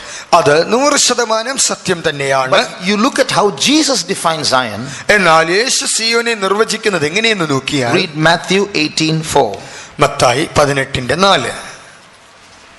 ആകയാൽ ഈ ശിശുവിനെ പോലെ തന്നെത്താൻ താഴ്ത്തുന്നവൻ സ്വർഗരാജ്യത്തിൽ ഏറ്റവും വലിയവനാകുന്നു. Whosoever therefore shall humble himself as this little child, the same is greatest in the kingdom of heaven. Greatest in the kingdom of heaven. That's Zion. സ്വർഗരാജ്യത്തിൽ ഏറ്റവും വലിയവൻ, അതാണല്ലോ Zion. But the definition of Zion is by character. എന്നാൽ സിയോന്റെ നിർവചനം അത് സ്വഭാവത്തിലൂടെ നൽകപ്പെടുന്നു. Most humble will be the greatest in the kingdom of heaven. ഏറ്റവും താഴ്മയുള്ളവൻ സ്വർഗരാജ്യത്തിൽ ഏറ്റവും വലിയവനായിരിക്കും. So then I realized I'll go to Zion not because I'm unmarried and because I wear white clothes and because of those other qualifications. It's because it's when I humble myself more than anyone else, I'll go to Zion. Otherwise I won't. കല്യാണം കഴിക്കാത്തത് കൊണ്ടോ വെള്ളയുടുപ്പ് ധരിച്ചത് കൊണ്ടോ അല്ലെങ്കിൽ മറ്റു വിധമായ കാര്യങ്ങൾ കൊണ്ടോ ഞാൻ സിയോനിൽ പോവുകയല്ല. ഞാൻ ഏറ്റവും താഴ്മയുള്ളവനായിരുന്നാൽ മാത്രമേ ഞാൻ സിയോനിൽ പോകൂ, അല്ലാത്തപക്ഷം പോകുവാൻ കഴിയുകയില്ല എന്ന് അപ്പോൾ എനിക്ക് മനസ്സിലായി. So to become this army we need the character of Christ. ആകയാൽ ഈ സേനയായി മാറേണ്ടതിന് നമുക്ക് യേശുവിന്റെ സ്വഭാവം വേണം. Secondly, we need the wisdom of Christ. രണ്ടാമത് ക്രിസ്തുവിന്റെ ജ്ഞാനം നമുക്ക് വേണം. Now you see Daniel, when he was facing that problem, ദാനിയേലിനെ നോക്കുക, താൻ ആ പ്രശ്നത്തെ അഭിമുഖീകരിക്കേണ്ടി വന്നപ്പോൾ Nebuchadnezzar saw the dream and forgot it. Nebuchadnezzar സ്വപ്നം കണ്ടുവെങ്കിലും മറന്നുപോയി. And he called all the wise men and said, I want the interpretation. അവൻ അവിടെയുള്ളതായ സകല ജ്ഞാനികളെയും വിളിച്ച്, എനിക്ക് അതിന്റെ വിശദീകരണം, അർത്ഥം നിങ്ങൾ വ്യാഖ്യാനിച്ചു തരണം. I've forgotten the dream. The one who says the dream and the interpretation, I will believe him. ഞാൻ സ്വപ്നം മറന്നുപോയി, ആകയാൽ സ്വപ്നവും അതിന്റെ അർത്ഥവും ഒരുവൻ പറഞ്ഞു തന്നാൽ മാത്രമേ ഞാനത് വിശ്വസിക്കൂ. The wise men said, so how can that be, your majesty? You have to tell us the dream, we'll tell you the interpretation. തിരുമേനി, ഇതെങ്ങനെ സാധ്യമായി തീരും? അങ്ങ് സ്വപ്നം പറഞ്ഞാലും ഞങ്ങൾ അത് അർത്ഥം പറഞ്ഞു തരാമെന്ന് അവിടെയുള്ളതായ വിദ്വാൻമാർ പറഞ്ഞു. So the wise men could say only one thing while the king demanded two things. എന്നാൽ ആ വിദ്വാൻമാർക്ക് ഒരു കാര്യം മാത്രമേ പറയുവാൻ കഴിയുന്നുള്ളൂ, എന്നാൽ രാജാവ് ആവശ്യപ്പെടുന്നത് രണ്ട് കാര്യമാണ്. But when the king asked for two things and the wise men could say only one thing, Daniel said three things. രാജാവ് ഒരു രണ്ട് കാര്യം ആവശ്യപ്പെടുമ്പോൾ വിദ്വാൻമാർക്ക് ഒരു കാര്യം മാത്രമേ മറുപടി പറയുവാൻ കഴിയൂ എന്നിരിക്കെ ദാനിയേൽ മൂന്ന് കാര്യങ്ങൾ പറയുകയുണ്ടായി. He told the dream, താൻ സ്വപ്നം പറഞ്ഞു. he told the interpretation, അതിന്റെ അർത്ഥം വ്യാഖ്യാനം he പറഞ്ഞു. also told the king what was his mindset before he went to sleep the previous night. രാജാവ് ആ സ്വപ്നം കാണുവാനായി അതിന്റെ തലേ രാത്രി ഉറങ്ങുവാൻ പോയപ്പോൾ അവന്റെ മനസ്സിൽ ഉണ്ടായിരുന്ന കാര്യം കൂടെ ദാനിയേൽ പറഞ്ഞു കൊടുത്തു. See verse 29. O king, thy thoughts came into thy mind upon thy bed about what should come to pass hereafter. In other words, king, before you went to sleep, you were worried about your future. 29-ാം വാക്യത്തിൽ, രാജാവേ, ഇനിമേൽ സംഭവിപ്പാനിരിക്കുന്നത് എന്തെന്നുള്ള വിചാരം തിരുമനസ്സിൽ ഉണ്ടായി എന്ന് പറഞ്ഞാൽ, നീ ഉറങ്ങാൻ പോകുന്നതിന് മുൻപേ ഭാവിയെക്കുറിച്ചുള്ള ആശങ്ക നിനക്കുണ്ടായി. So this is the wisdom of God. ആകയാൽ ഇതാകുന്നു ദൈവത്തിന്റെ ജ്ഞാനം. To be part of this army, we need this extraordinary, sublime, supernatural, divine wisdom. ആകയാൽ ഈ സൈന്യത്തിന്റെ ഭാഗമായി തീരേണ്ടതിന് ഈ അനിതര സാധാരണമായ ഈ മഹത്തായ പ്രകൃതി അതിമാനുഷികമായ ജ്ഞാനം നമുക്ക് അത്യാവശ്യം. Now, supposing the king told you and me the dream. ഉദാഹരണമായി രാജാവ് ആ സ്വപ്നം പറഞ്ഞത് നിങ്ങളോടും എന്നോടുമാണെന്ന് ഇരിക്കട്ടെ. See, he didn't forget the dream, he remembered, and we are the wise men. ചിന്തിക്കുക, സ്വപ്നം കണ്ട് അത് മറന്നുപോയി, നമ്മളാണ് അവിടെയുള്ളതായ വിദ്വാൻമാരെന്നിരിക്കട്ടെ. He'll say, I saw a statue. അവൻ പറയുകയാണ്, ഞാനൊരു പ്രതിമ കണ്ടു. Top was gold, middle was silver, and then brass, and then iron. താൻ ഇങ്ങനെ ആ സ്വപ്നം കണ്ടത് ഓർത്തിട്ട് താൻ പറയുകയാണ്, അതിന് മുകളിൽ തല, പിന്നീട് വെള്ളി, പിന്നീട് താമ്രം, പിന്നീട് ഇരുമ്പ്. Would we have given the interpretation that Daniel gave? Daniel നൽകിയതായ ആ വ്യാഖ്യാനം നാം നൽകുമായിരുന്നുവോ? We would have said gold shows faith, നാം പറഞ്ഞിരിക്കും ആ സ്വർണം എന്നത് വിശ്വാസത്തെ കാണിക്കുന്നു, silver shows redemption, വെള്ളി എന്നാൽ വീണ്ടെടുപ്പാണ്, brass is grace, താമ്രം എന്നാൽ കൃപയാണ്, and iron I don't know, I'll pray and let you know. ഇരുമ്പ് എന്താണെന്ന് എനിക്ക് അറിഞ്ഞൂടാ, പ്രാർത്ഥിച്ചിട്ട് പറഞ്ഞു തരാം. We would have given all the wrong interpretation. നാം എല്ലാം തെറ്റായി തന്നെ അർത്ഥം പറഞ്ഞു കൊടുക്കും. So this is not ordinary wisdom based on some formula or previous knowledge, it's special wisdom. മുൻപേ ഉള്ളതായ അറിവോ അല്ലെങ്കിൽ ഏതെങ്കിലും സൂത്രവാക്യങ്ങളോ ആസ്പദമാക്കിയുള്ള ഒരു ജ്ഞാനമല്ല ഇത്, ഇതൊരു സവിശേഷമായ ജ്ഞാനമാണ്. So to participate in that warfare, in that army, we all need that special wisdom. ആകയാൽ ഈ സൈന്യത്തിന്റെ ഭാഗമായി ആ യുദ്ധത്തിൽ നിങ്ങൾ പങ്കെടുക്കേണ്ടതിന് നിങ്ങൾക്ക് എല്ലാവർക്കും ഈ സവിശേഷമായ ജ്ഞാനം വേണം. So first the character of Christ, secondly the wisdom of Christ, thirdly the power of Christ. ആകയാൽ ഒന്നാമത് ക്രിസ്തുവിന്റെ സ്വഭാവം, രണ്ടാമത് ക്രിസ്തുവിന്റെ ജ്ഞാനം, മൂന്നാമത് ക്രിസ്തുവിന്റെ ശക്തി. See, Daniel was a slave, he was an underdog there, he was in Babylon. നോക്കുക, ദാനിയേൽ ബാബേലിൽ പ്രവാസിയായി അടിമയായിരുന്ന ഒരുവൻ മാത്രമായിരുന്നു. He was kidnapped from Jerusalem, he was brought there as a slave. അവനെ യെരുശലേമിൽ നിന്ന് തട്ടിക്കൊണ്ടുവന്നതാണ്, അവൻ അവിടെ ഒരു അടിമയായി കാണപ്പെട്ടു. And Nebuchadnezzar and those kings, they were the big people, they had so much of security and they were so safe. Nebuchadnezzar എന്ന് പറയുമ്പോൾ ഉന്നതരായ രാജാക്കന്മാർ, അവരെ സംബന്ധിച്ചിടത്തോളം വലിയ സുരക്ഷിതത്വങ്ങളെല്ലാം ഉണ്ട്. But if you read history, എന്നാൽ ചരിത്രം വായിച്ചാൽ 7 kings of Babylon lived, died. Daniel lived through all those ages. ആ സാമ്രാജ്യത്തിൽ 7 രാജാക്കന്മാർ അവർ ഉദിച്ചു, അവർ മരിച്ചു. എന്നാൽ ഈ രാജാക്കന്മാരുടെ കാലത്തുടനീളം ദാനിയേൽ ജീവനോടെ ശേഷിച്ചു. So that poor man who didn't get proper food to eat, compared to the rich people with all their security, 7 of them died, but Daniel was alive. ആ കഴിക്കുവാൻ നല്ല ആഹാരം പോലും ഇല്ലാതെ ഒരു ദരിദ്രനായിരുന്ന ഒരു മനുഷ്യൻ എല്ലാവിധമായ സുരക്ഷിതത്വമുള്ള രാജാക്കന്മാരുമായി താരതമ്യം ചെയ്താൽ ഈ 7 രാജാക്കന്മാർ ഉദിച്ച് അവരെല്ലാം മരിച്ചുവെങ്കിലും ഇവൻ സുരക്ഷിതമായി ജീവനോടെ നിന്നു. That's the power of Christ. അത് ക്രിസ്തുവിന്റെ ശക്തിയാകുന്നു. So when we are getting trained in this army, we should put on all these. ആകയാൽ ഈ സൈന്യത്തിന്റെ ഭാഗമായി പരിശീലനം നേടുമ്പോൾ ഈ വക കാര്യങ്ങളൊക്കെയും നാമും ധരിക്കണം. Then God will keep us safely through all our trials. അങ്ങനെയെങ്കിൽ നമ്മുടെ എല്ലാ പരീക്ഷകളിലും ദൈവം നമ്മെ സുഭദ്രമായി കാക്കും. Now we will come to this again. നമുക്ക് ഇതിലേക്ക് വീണ്ടും മടങ്ങി വരാം. But now I want to take you through some pieces of scripture. ചില വേദശകലങ്ങളിൽ കൂടെ ഞാൻ നിങ്ങളെ നയിക്കുവാൻ ആഗ്രഹിക്കുന്നു. Before this final battle of Armageddon takes place, ഈ അന്തിമ യുദ്ധമായ ഹർമഗദോൻ യുദ്ധം നടക്കുന്നതിന് മുൻപേ there is another battle that eventually leads to this battle. ഈ യുദ്ധത്തിലേക്ക് നയിക്കുവാൻ സാന്ദർഭികമായി അതിന് കാരണമായി തീരുന്ന മറ്റൊരു യുദ്ധമുണ്ട്. Now I'm going to read a lot of verses, so please concentrate and pay full attention. ആകെ ധാരാളമായ വാക്യങ്ങൾ വായിക്കേണ്ടതുണ്ട്. അതുകൊണ്ട് ദയവായി നിങ്ങൾ പൂർണ്ണ ശ്രദ്ധ ഇതിൽ ചെലുത്തുക. And this is something that you may not have heard before. ഒരുപക്ഷെ നിങ്ങൾ മുൻപേ കേട്ടിട്ടില്ലാത്ത കാര്യങ്ങളായിരിക്കാം. Now when the Antichrist, when 3.5 years of that his rule is over, ഈ എതിർക്രിസ്തുവിന്റെ 3.5 വർഷത്തെ ഭരണകാലം കഴിയുമ്പോൾ the Bible says that he will march with his armies towards Jerusalem. Bible പറയുന്നത് അവൻ തന്റെ സൈന്യവുമായി യെരുശലേമിലേക്ക് അവൻ പുറപ്പെട്ടു പോകും. So in the first 3.5 years, here the Israelites will think that this man, the Antichrist, is their Messiah. ആകയാൽ ആദ്യത്തെ 3.5 വർഷക്കാലം ഈ എതിർക്രിസ്തുവാണ് തങ്ങളുടെ മശീഹ എന്ന് ഇസ്രായേലിയർ തെറ്റിദ്ധരിക്കും. But during the middle of his rule, എന്നാൽ അവന്റെ വാഴ്ചയുടെ മധ്യത്തിൽ he marches towards Jerusalem with his armies. അവൻ തന്റെ സേനയുമായി യെരുശലേമിലേക്ക് പുറപ്പെട്ടു പോകും. What he will do is he will go into the temple of the Israelites. അവൻ ചെയ്യുന്നത് എന്തെന്നാൽ അവൻ ഇസ്രായേലിയരുടെ ദൈവാലയത്തിലേക്ക് ചെല്ലും. And he will plant a statue, an image of himself in the holy place. അവൻ തന്റേതായ ഒരു പ്രതിമയെ ആ വിശുദ്ധ സ്ഥലത്ത് അവൻ സ്ഥാപിക്കും. Now there are different scriptures to prove this. I don't want to go into that because many of you will already know it. ഇതെല്ലാം തെളിയിക്കുന്നതായ എത്രയോ വേദഭാഗങ്ങളുണ്ട്. എന്നാൽ നിങ്ങൾക്കെല്ലാം മുൻപേ അറിയാം. അതിലേക്ക് കടക്കുവാൻ ഞാനിപ്പോൾ തുനിയുന്നില്ല. But there is something special about this image. എന്നാൽ ഈ പ്രതിമയെ കുറിച്ച് വിചിത്രമായ സവിശേഷമായ ഒരു കാര്യമുണ്ട്. It is only an image, but it will speak. ഇത് ഒരു പ്രതിമ മാത്രമാണ്, നിരിക്കിലും ഇത് സംസാരിക്കും. Read Revelation 13:15. വെളിപ്പാട് 13:15.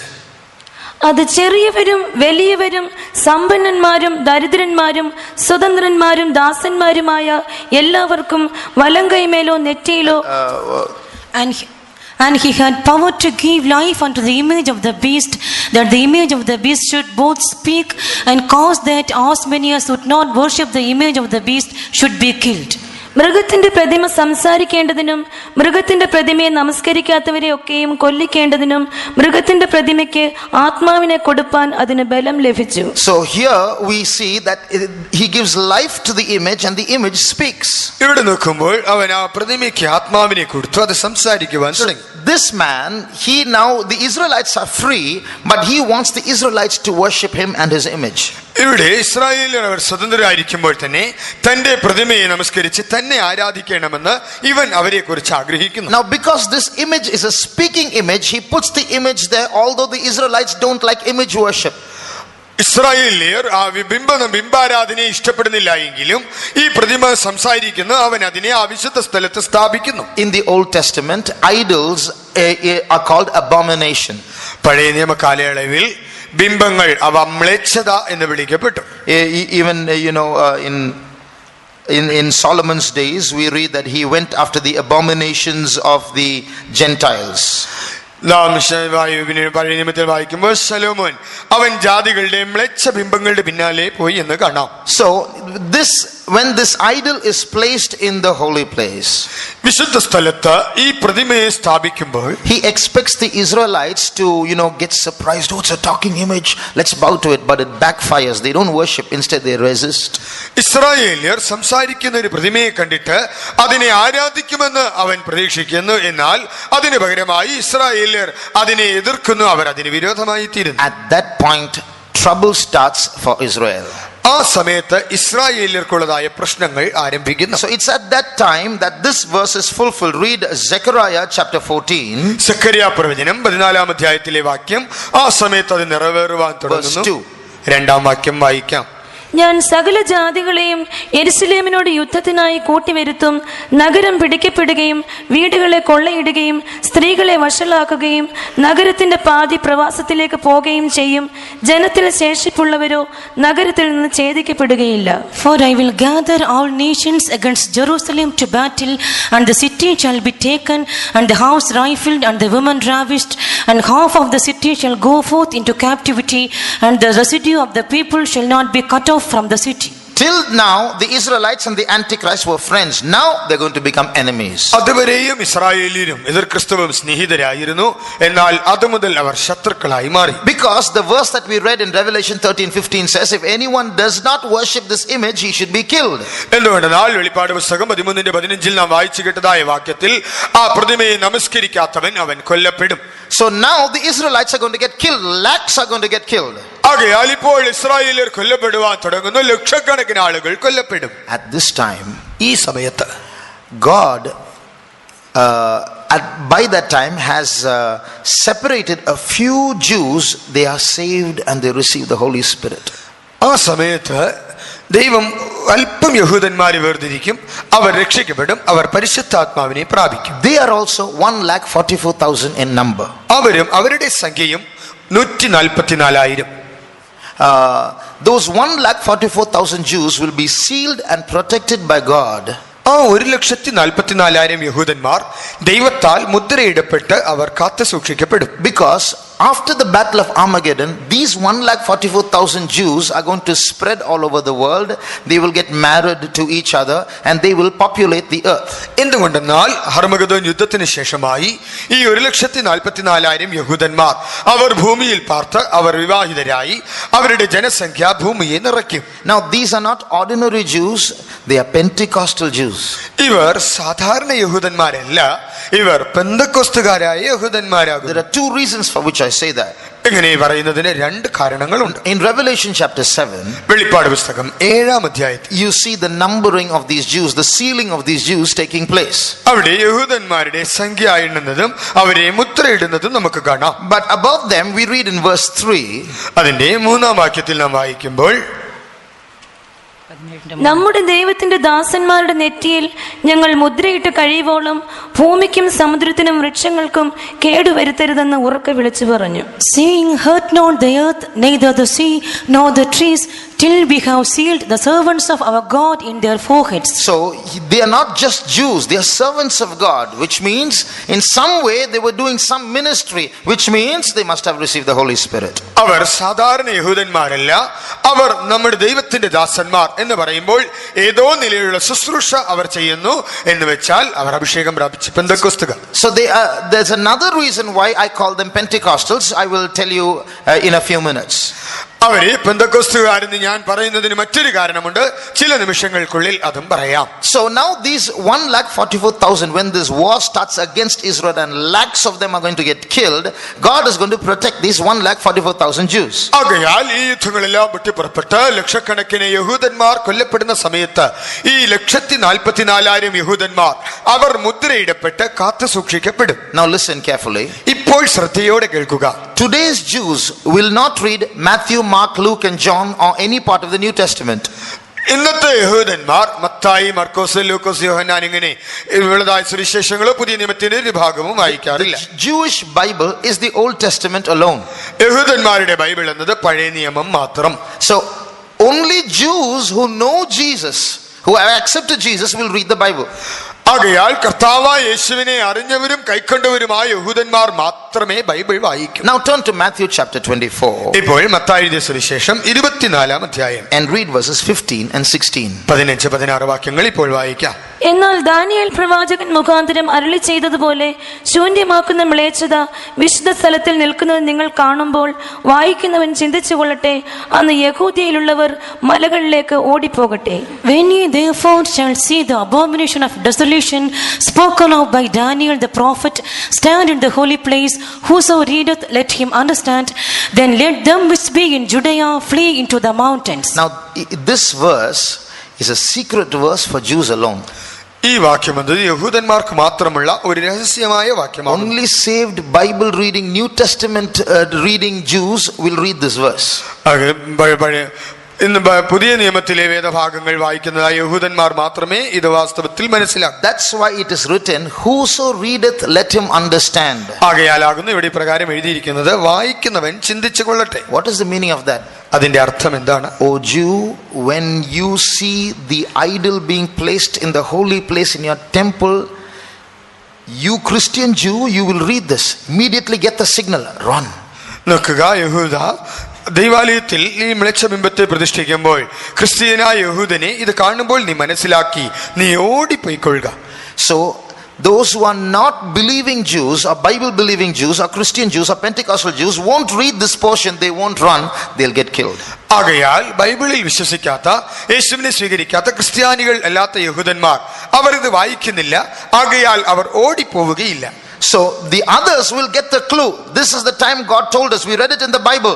Jesus said 2000 years ago, when you see this abomination being placed as written by Daniel the prophet, flee to the mountains. ആകയാൽ മറ്റ് യഹൂദന്മാർ ശൂന്യമാക്കുന്ന മ്ലേച്ഛത വിശുദ്ധ സ്ഥലത്തിൽ നിൽക്കുന്നത് കാണുമ്പോൾ ഓടിപ്പോയിക്കൊള്ളട്ടെ എന്ന് യേശു പറഞ്ഞിട്ടുണ്ട്.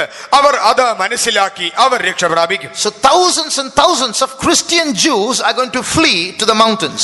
ആകയാൽ ആയിരം ക്രിസ്ത്യാനികളായ യഹൂദന്മാർ മലകളിലേക്ക് ഓടിപ്പോകും. Today there are not much Christian Jews. ഇന്ന് അധികം ക്രിസ്ത്യാനികളായ യഹൂദന്മാർ ഇല്ല. In fact, Pentecostal movement is very meager, oblique in Israel. വാസ്തവമായി പറഞ്ഞാൽ ഇസ്രായേലിൽ പെന്തക്കോസ്ത് പ്രസ്ഥാനങ്ങൾ വളരെ നിസ്സാരമായ നിലയിൽ മാത്രമേ ഉള്ളൂ. But there is a prophecy in the Bible that a revival is going to come in Israel. എന്നാൽ ഇസ്രായേലിൽ ഒരു ഉണർവുണ്ടാകും എന്ന് പ്രവചിക്കുന്ന Bible പ്രവചനമുണ്ട്. It's not happened, but it's going to happen. അത് സംഭവിച്ചിട്ടില്ല, എന്നാൽ അത് സംഭവിക്കുവാൻ പോകുന്നു. Read Romans chapter 11. റോമാലേഖനം 11 അധ്യായം verses 24 and 25. 24-25 വാക്യം. സ്വഭാവത്താൽ കാട്ടുമരമായതിൽ നിന്ന് നിന്നെ മുറിച്ചെടുത്ത് സ്വഭാവത്തിന് വിരോധമായി നല്ല ഒരു ഒലിവ് മരത്തിൽ ഒട്ടിച്ചു എങ്കിൽ സ്വാഭാവിക കൊമ്പുകളായവരെ സ്വന്തമായ ഒലിവ് മരത്തിൽ എത്ര അധികമായി ഒട്ടിക്കും. സഹോദരന്മാരെ, നിങ്ങൾ ബുദ്ധിമാന്മാരെന്ന് നിങ്ങൾക്ക് തന്നെ തോന്നാതിരിപ്പാൻ ഈ രഹസ്യം അറിയാതിരിക്കരുതെന്ന് ഞാൻ ആഗ്രഹിക്കുന്നു. ജാതികളുടെ പൂർണ്ണസംഖ്യ ചേരുവോളം ഇസ്രായേലിന് അംശമായ കാഠിന്യം ഭവിച്ചിരിക്കുന്നു. For if thou wert cut off the olive tree which is wild by nature and were grafted contrary to nature into a good olive tree, how much more shall these which be the natural branches be grafted into their own olive tree? For I would not, brethren, that ye should be ignorant of this mystery, lest ye should be wise in your own conceits, that blindness in part is happened to Israel until the fullness of the Gentiles be come in. So what's written here? ഇവിടെ എഴുതിയിരിക്കുന്നത് എന്താണ്? The olive tree is God's church. ഇവിടെ പറഞ്ഞിരിക്കുന്ന olive മരം എന്നത് ദൈവത്തിന്റെ സഭ. So this verses, the natural olive branches which were supposed to be part of the tree were cut off, which means the Jews have been rejected and the Gentiles have been brought into the church, the wild olive tree. ഇവിടെ സ്വാഭാവികമായ olive മരങ്ങൾ അതിൽ നിന്ന് മുറിച്ചെടുക്കപ്പെട്ടു എന്ന് അതിന് പകരമായി ജാതികളായ നമ്മൾ അസ്വാഭാവികമായ ദൈവസഭയാകുന്ന മരത്തിൽ ഒട്ടിച്ചു ചേർക്കപ്പെട്ടു. So this verse says 24, how much more these natural branches shall be grafted back into their own olive tree. ആകയാൽ ഈ 24 വാക്യം പറയുന്നത് ഈ സ്വാഭാവിക കൊമ്പുകൾ വീണ്ടുമായി തങ്ങളുടെ സ്വന്തമായ ഒലിവ് മരത്തിൽ എത്ര അധികമായി ഒട്ടിക്കപ്പെടും. And the next verse says that partial blindness has come upon Israel till the times of the Gentiles are over. That's the fullness of the Gentiles. 25-ാം വാക്യത്തിൽ വായിക്കുമ്പോൾ അവിടെ വായിക്കുന്നു, ജാതികളുടെ സമയം തികയുവോളം അഥവാ ജാതികളുടെ പൂർണ്ണസംഖ്യ ചേരുവോളം ഇസ്രായേലിനെ അംശമായി കാഠിന്യം ഭവിച്ചിരിക്കുന്നു. What is the time of the Gentiles? ജാതികളുടെ കാലം, സമയം എന്നാൽ എന്താണ്? That gold, silver, brass, iron and clay. That is times of the Gentiles. Gentiles ruling the kingdoms of this world. Antichrist also. പൊന്ന്, വെള്ളി, താമരം, ഇരുമ്പ്, ഇങ്ങനെ ജാതികളുടെ ഭരണകാലം, അതിൽ എതിർ ക്രിസ്തുവിന്റെ ഭരണവും ഉൾപ്പെടുന്നു. So when this time is over, this restoration of the Jews will take place. ആകയാൽ ഈ കാലം തീരുമ്പോൾ യഹൂദന്മാരുടെ പുനഃസ്ഥാപനം സംഭവിക്കും. The natural branches will be brought back to the olive tree. സ്വാഭാവിക കൊമ്പുകൾ ആ ഒലിവ് മരത്തിലേക്ക് വീണ്ടും ഒട്ടിച്ചു ചേർക്കപ്പെടും. Which means there will be a revival, a Pentecostal revival, so that Jews will be attached to the church of God once again. അതിന്റെ അർത്ഥം എന്തെന്നാൽ യഹൂദന്മാർ ദൈവസഭയോട് ചേർത്തക്കതായ നിലയിൽ ഒരു പെന്തക്കോസ്ത് ഉണർവ് യഹൂദന്മാരുടെ മധ്യേ ഉണ്ടാകും. They will read this Bible portion in Matthew chapter 24 and start running to the mountains. അതിനുശേഷമായി അവർ മത്തായിയുടെ സുവിശേഷം 24-ാം അധ്യായത്തിലെ ഈ വാക്യങ്ങൾ വായിച്ചിട്ട് അവർ മലകളിലേക്ക് ഓടി രക്ഷപ്പെടും. Now at this time the Antichrist is going to take control of Jerusalem. ഈ സമയത്ത് എതിർ ക്രിസ്തു യെരൂശലേമിന്റെ നിയന്ത്രണം ഏറ്റെടുക്കും. Read Revelation 11:2.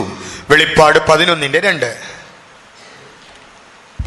The last part alone, the last part. അതിന്റെ അവസാന ഭാഗം മാത്രം വായിക്കാം. അവർ വിശുദ്ധ നഗരത്തെ 42 മാസം ചവിട്ടും. And the holy city shall they tread underfoot 42 months. So the holy city is going to come under the control of the Gentiles for 3.5 years, which is 42 months. ആകയാൽ വിശുദ്ധ നഗരം എന്നത് 3.5 വർഷത്തേക്ക് അഥവാ 42 മാസം ജാതികളുടെ കൈവശമാകും. So when the Antichrist comes under control of Jerusalem and takes Israel, he's going to kill as many Jews as possible.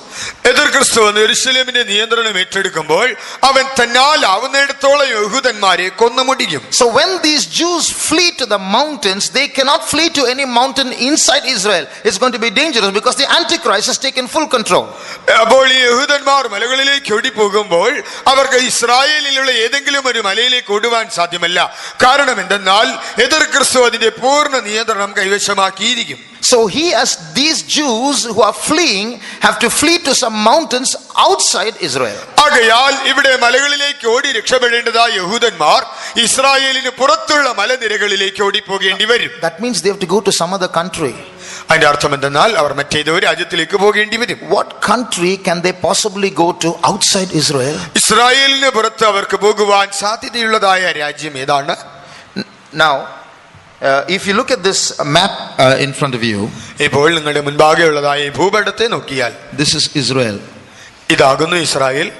And do you see another small country here called Jordan, a yellow patch? ഇവിടെ Jordan എന്നുള്ളതായ ഒരു ചെറിയൊരു ഭൂപ്രദേശം, ഒരു കൊച്ചു രാജ്യം കാണാം. It's Israel's immediate neighbor. അതാകുന്നു ഇസ്രായേലിന്റെ തൊട്ടടുത്തുള്ളതായ രാജ്യം. Almost the whole boundary of Israel is the whole boundary of Jordan. ഇസ്രായേലിന്റെ അതിർത്തി മുഴുവനും നോക്കിയാൽ അത് യോർദാനുമായി അതിർത്തി പങ്കിടുന്നു. Now there is a prophecy about this place Jordan in the Bible. ബൈബിളിൽ ഈ യോർദാനെ കുറിച്ച് ഒരു പ്രവചനമുണ്ട്. If you look at the old map of Israel, ഇസ്രായേലിന്റെ പഴയ ഭൂപടത്തെ നിങ്ങൾ നോക്കിയാൽ that border to the right side of Israel, that was the place where the Moabites, the Edomites and the Ammonites were residing. ഇസ്രായേലിന്റെ ഭൂപടത്തിന്റെ വലതുവശത്ത് നോക്കിയാൽ അവിടെയാകുന്നു നമുക്ക് മോവാബിയരും അമ്മോന്യരും എല്ലാം പാർത്തുകൊണ്ടിരുന്നത്. In fact, the capital of Jordan is Amman, which is the new name for Ammon. വാസ്തവത്തിൽ നാം നോക്കിയാൽ യോർദാന്റെ തലസ്ഥാനം Amman എന്നാണ്, അഥവാ അമ്മോൻ എന്നുള്ളതിന്റെ പുതിയ പേര്. See, we know the river Jordan. This is a country called Jordan. നമുക്ക് യോർദാൻ നദി അറിയാം, എന്നാൽ ഇത് യോർദാൻ എന്നൊരു രാജ്യം. Now if you turn to Daniel chapter 11, Daniel പ്രവചനം 11-ാം അധ്യായത്തിലേക്ക് നാം വരുന്നുവെങ്കിൽ and read verse 41. 41-ാം വാക്യം. അവൻ മനോഹര ദേശത്തിലേക്കും കടക്കും, 10,000 പേർ ഇടറി വീഴും.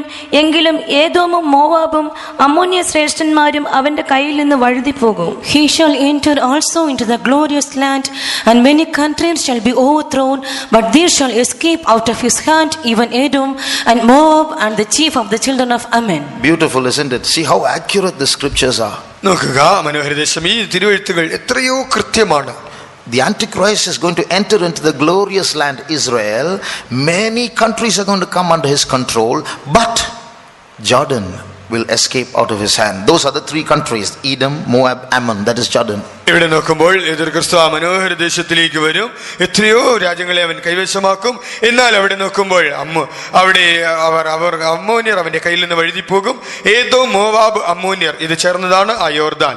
So Jordan is somehow not going to be coming under the control of the Antichrist. ആകയാൽ ഈ യോർദാൻ ഇത് ഏതോ ഒരു വിധത്തിൽ എതിർ ക്രിസ്തുവിന്റെ നിയന്ത്രണത്തിൽ വരികയില്ല. So Jordan and the Antichrist are also going to be friends. There are some reasons for it, but there's no time to go into that now. ആകയാൽ യോർദാനും എതിർ ക്രിസ്തുവും ഈ ചില കാരണങ്ങളാൽ അവർ സ്നേഹിതരാണ്. എന്നാൽ അതെല്ലാം വിശദീകരിക്കുവാൻ ഇപ്പോൾ നേരമില്ല. So this land is free. There's no anti-Christian security there. ആകയാൽ ഈ ദേശം സ്വതന്ത്രമാണ്. എന്തുകൊണ്ടെന്നാൽ അവിടെ ക്രിസ്ത്യാനികൾക്ക് വിരോധമായ security, there is no antichrist soldiers there. അവിടെ എതിർ ക്രിസ്തുവിന്റെ സൈനികരില്ല. അവിടെ ഒരു സുരക്ഷിതത്വമുണ്ട്. Now today a global police force is being found. ഇന്ന് ആഗോള പോലീസ് സേന കാണപ്പെടുന്നു. A full world. They're not just Indian police. There's going to be international police. അവർ ഏതെങ്കിലും ഒരു പ്രത്യേക രാജ്യത്തിൽ ഉൾപ്പെട്ടവരല്ല. അവർ ആഗോള തലത്തിലുള്ളതായ പോലീസ് സേന. Those police won't be in Jordan because Jordan is free from his grip. എന്തുകൊണ്ടെന്നാൽ യോർദാൻ അവന്റെ പിടിയിൽ നിന്ന് വിമുക്തമായതിനാൽ ആ പോലീസുകാർ അവിടെ കാണപ്പെടുകയില്ല. So it's easy now for these Jews, these Pentecostal Jews, to flee towards Jordan. ആകയാൽ പെന്തക്കോസ്തുകാരായ യഹൂദന്മാർക്ക് ഇപ്പോൾ യോർദാനിൽ ചെന്ന് ഒളിച്ചു പാർക്കുന്നത് എളുപ്പമായി തീരും. Now from Jerusalem there is a place, there is in Jordan, it's a place today, it's called El Busaira.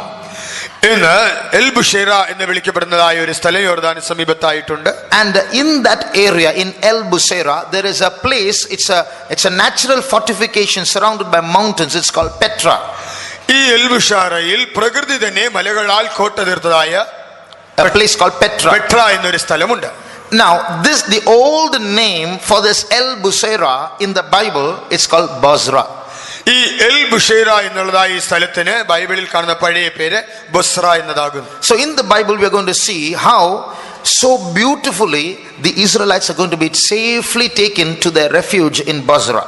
ഇസ്രായേലിയർ ഈ ബൊസ്രയിലുള്ളതായ ആ സങ്കേതത്തിലേക്ക് സുരക്ഷിതമായി എങ്ങനെ ചെന്നെത്തുമെന്ന് ബൈബിളിൽ വളരെ മനോഹരമായി പ്രതിപാദിച്ചിരിക്കുന്നു. If you look at the church which is left behind, കൈവിടപ്പെടുന്ന സഭയെ നിങ്ങൾ ശ്രദ്ധിച്ചാൽ, although they are left behind and they have to flee from the army of the Antichrist, അവർ കൈവിടപ്പെട്ട് അവർ എതിർ ക്രിസ്തുവിന്റെ സൈന്യത്തിൽ നിന്ന് ഓടിപ്പോകേണ്ടി വരുമെങ്കിൽ തന്നെയും the Bible says that God has kept some pockets in this world where these people who are left behind, the Pentecostals who are left behind, can temporarily hide.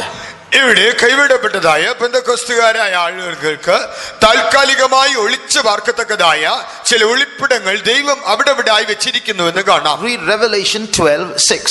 വെളിപ്പാട് പുസ്തകം 12:6.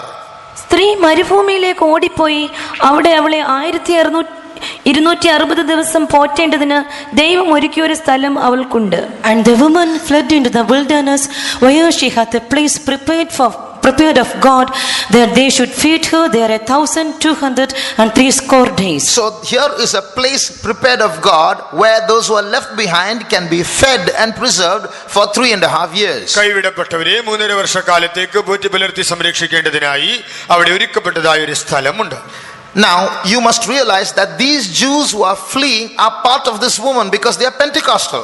നോക്കുക, ഇപ്പോൾ നിങ്ങൾ മനസ്സിലാക്കേണ്ടതായ കാര്യം, ഇപ്പോൾ ഇവിടെ ഓടിപ്പോയതായ യഹൂദന്മാർ എന്ന് പറയുമ്പോൾ അവരും പെന്തക്കോസ്തുകാരാകിയാൽ ഈ സ്ത്രീയുടെ ഒരു ഭാഗമാണ്.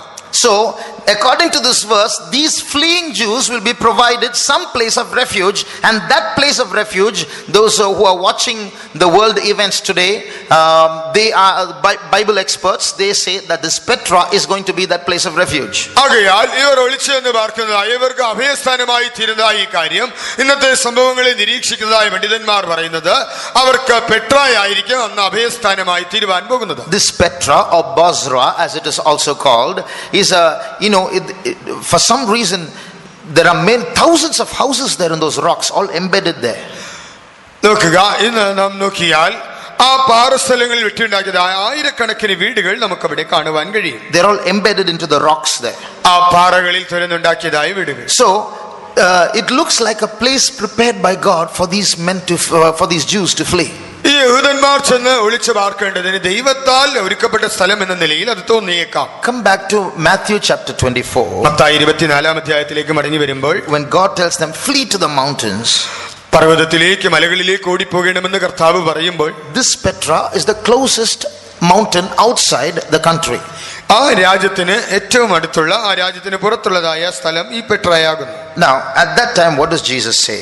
ആ സമയത്ത് യേശു പറയുന്നത് എന്ത്? When you get this signal and you hear that the Antichrist has placed his idol in the holy place and you're outside your house, don't go back to your house, flee from there. ആകയാൽ എതിർ ക്രിസ്തു ഈ ബിംബത്തെ ദൈവാലയത്തിൽ പ്രതിഷ്ഠിക്കുമ്പോൾ നിങ്ങൾ വീട്ടിലുള്ളത് എടുക്കേണ്ടതിന് മടങ്ങിപ്പോകരുത്, നിങ്ങൾ കഴിയുന്നിടത്തോളം വേഗത്തിൽ ഓടിപ്പോവുക. Don't go back to take your clothes. Just from where you are in the field, run away as fast as you can. അത് നിങ്ങൾ വസ്ത്രം എടുക്കുവാൻ വീട്ടിലേക്ക് മടങ്ങിപ്പോകരുത്, നിങ്ങൾ വയലിലാണെങ്കിലും നിങ്ങളാൽ കഴിയുന്നിടത്തോളം വേഗത്തിൽ ഓടിപ്പോവുക. Read 19 and 20, Matthew 24. മത്തായി 24:19-20. ആ കാലത്ത് ഗർഭിണികൾക്കും മുല കുടിപ്പിക്കുന്നവർക്കും അയ്യോ കഷ്ടം. എന്നാൽ നിങ്ങളുടെ ഓടിപ്പോക്ക് ശീതകാലത്തോ ശബത്തിലോ സംഭവിക്കാതിരിപ്പാൻ പ്രാർത്ഥിപ്പിൻ. And woe unto them that are with child, and to them that give suck in those days. But pray ye that your flight be not in the winter, neither on the Sabbath day. Why woe unto them? എന്തുകൊണ്ടാണ് അവർക്ക് അയ്യോ കഷ്ടമെന്ന് പറയുന്നത്? Those who are pregnant can't run fast. എന്തുകൊണ്ടെന്നാൽ ഗർഭിണികൾക്ക് വേഗത്തിൽ ഓടുവാൻ കഴിയുകയില്ല. Those who are small babies can't run fast. കുഞ്ഞുകുട്ടികൾ കൈവശമുള്ളവർക്ക് ഓടിപ്പോകുവാൻ കഴിയുകയില്ല. Pray that your flight be not in winter, because if it's winter it will be so cold you can't run fast. അത് ശീതകാലത്ത് സംഭവിക്കാതിരിക്കാൻ പ്രാർത്ഥിക്കുക എന്ന് പറയുമ്പോൾ ആ തണുപ്പിൽ നിങ്ങൾക്ക് വേഗത്തിൽ ഓടുവാൻ കഴിയുകയില്ല. Now that place in the Bible, ബൈബിളിൽ പറഞ്ഞിരിക്കുന്ന സ്ഥലം, this is Jerusalem, ഇതാകുന്നു യെരൂശലേം, and Bozrah is somewhere here.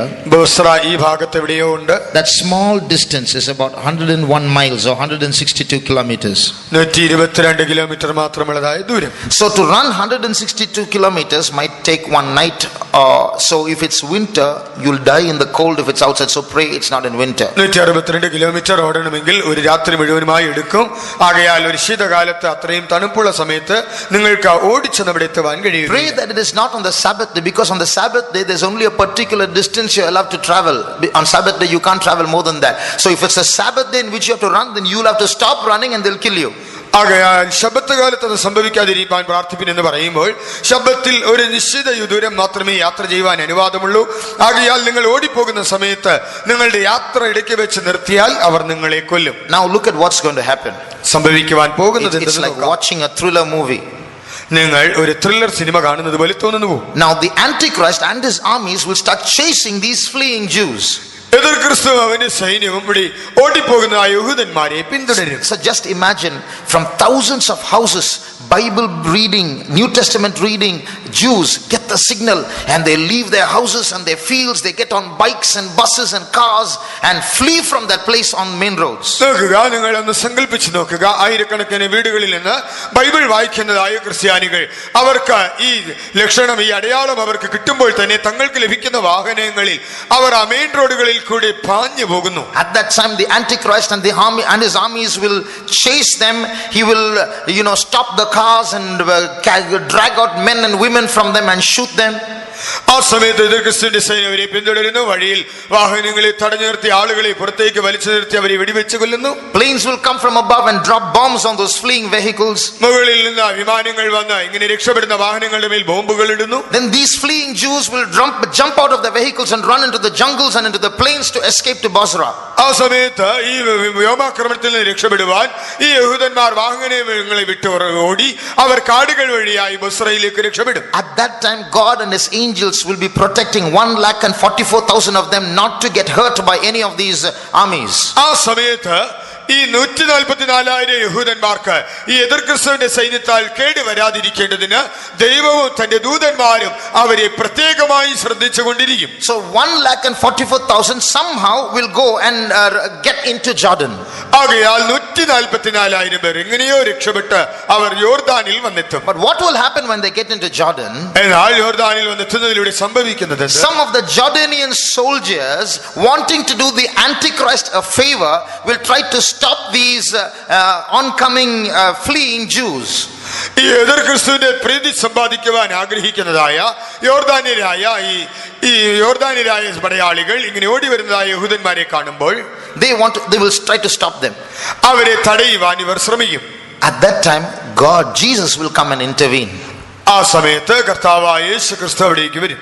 Read Jeremiah chapter 49. യിരെമ്യാവ് 49-ാം അധ്യായം and read verse 22. 22-ാം വാക്യം. അവൻ കഴുകനെ പോലെ പൊങ്ങി പറന്നു വന്ന് ബൊസ്രയുടെ മേൽ ചിറക് വിടർക്കും. അന്നാളിൽ ഏദോമിലെ വീരന്മാരുടെ ഹൃദയം നോവ് കിട്ടിയ സ്ത്രീയുടെ ഹൃദയം പോലെയാകും. Behold, he shall come up and fly as the eagle, and spread his wings over Bozrah, and at that day shall the heart of the mighty men of Edom be as the heart of a woman in her pangs. You must remember, Edom is in Jordan. ഇവിടെ നോക്കുക, Edom എന്നത് അത് യോർദാനിലുള്ള സ്ഥലമാണ്. Mighty men of Edom means the Jordanian soldiers. എദോമിലെ വീരന്മാർ എന്ന് പറയുമ്പോൾ യോർദാന്യ പടയാളികൾ. So they will try to stop these Jews from reaching Petra or Bozrah, and so God says, if you try to do that, I will come flying like an eagle and protect them, then you will be in trouble. അവർ ബെട്രായിൽ ബൊസ്രയിലേക്ക് ഓടി പോകാതെ വണ്ണം ഇവർ തടയുവാൻ ശ്രമിക്കുമ്പോൾ ദൈവം പറയുകയാണ്, ഞാൻ നിങ്ങൾ അവരെ തടയുവാൻ ശ്രമിച്ചാൽ ഞാൻ കഴുകനെ പോലെ ഞാൻ പൊങ്ങി പറന്നു വരും, നിങ്ങൾ കുഴപ്പത്തിലായി തീരും. Read another verse. മറ്റൊരു വാക്യം കൂടെ. Micah chapter 2. മീഖാ പ്രവചനം 2-ാം അധ്യായം. Read verse 12. 12-ാം വാക്യം. യാക്കോബേ, ഞാൻ നിനക്കുള്ളവരെ ഒക്കെയും ചേർത്തുകൊള്ളും, ഇസ്രായേലിൽ ശേഷിപ്പുള്ളവരെ ഞാൻ ശേഖരിക്കും. തൊഴുത്തിലെ ആടുകളെ പോലെ, മേച്ചിൽപ്പുറത്തെ ആട്ടിൻകൂട്ടത്തെ പോലെ ഞാൻ അവരെ ഒരുമിച്ച് കൂട്ടും. ആൾപ്പെരുപ്പം ഹേതുവായി അവിടെ മുഴക്കം ഉണ്ടാകും. I will surely assemble, O Jacob, all of thee. I will surely gather the remnant of Israel. I will put them together as the sheep of Bozrah, as the flock in the midst of their fold. They shall make great noise by reason of the multitude of men.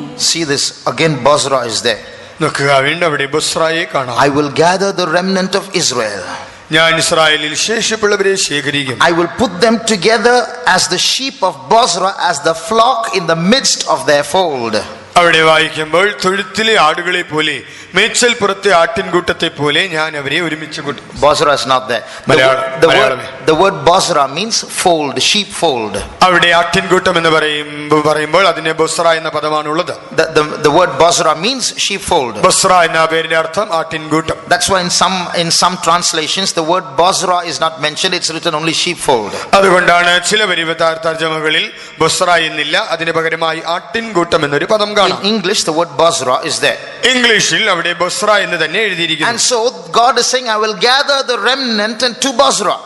ആകയാൽ ദൈവം പറയുന്നത്, ശേഷിപ്പുള്ളവരെ ഞാൻ ബൊസ്രായിൽ കൂട്ടിച്ചേർക്കും. And it's written, they will make a great noise by reason of the multitude of men. അവിടെ പ്രകാരം എഴുതിയിരിക്കുന്നുണ്ട്, ആൾപ്പെരുപ്പം ഹേതുവായി അവർ മുഴക്കം അവിടെ ഉണ്ടാക്കും.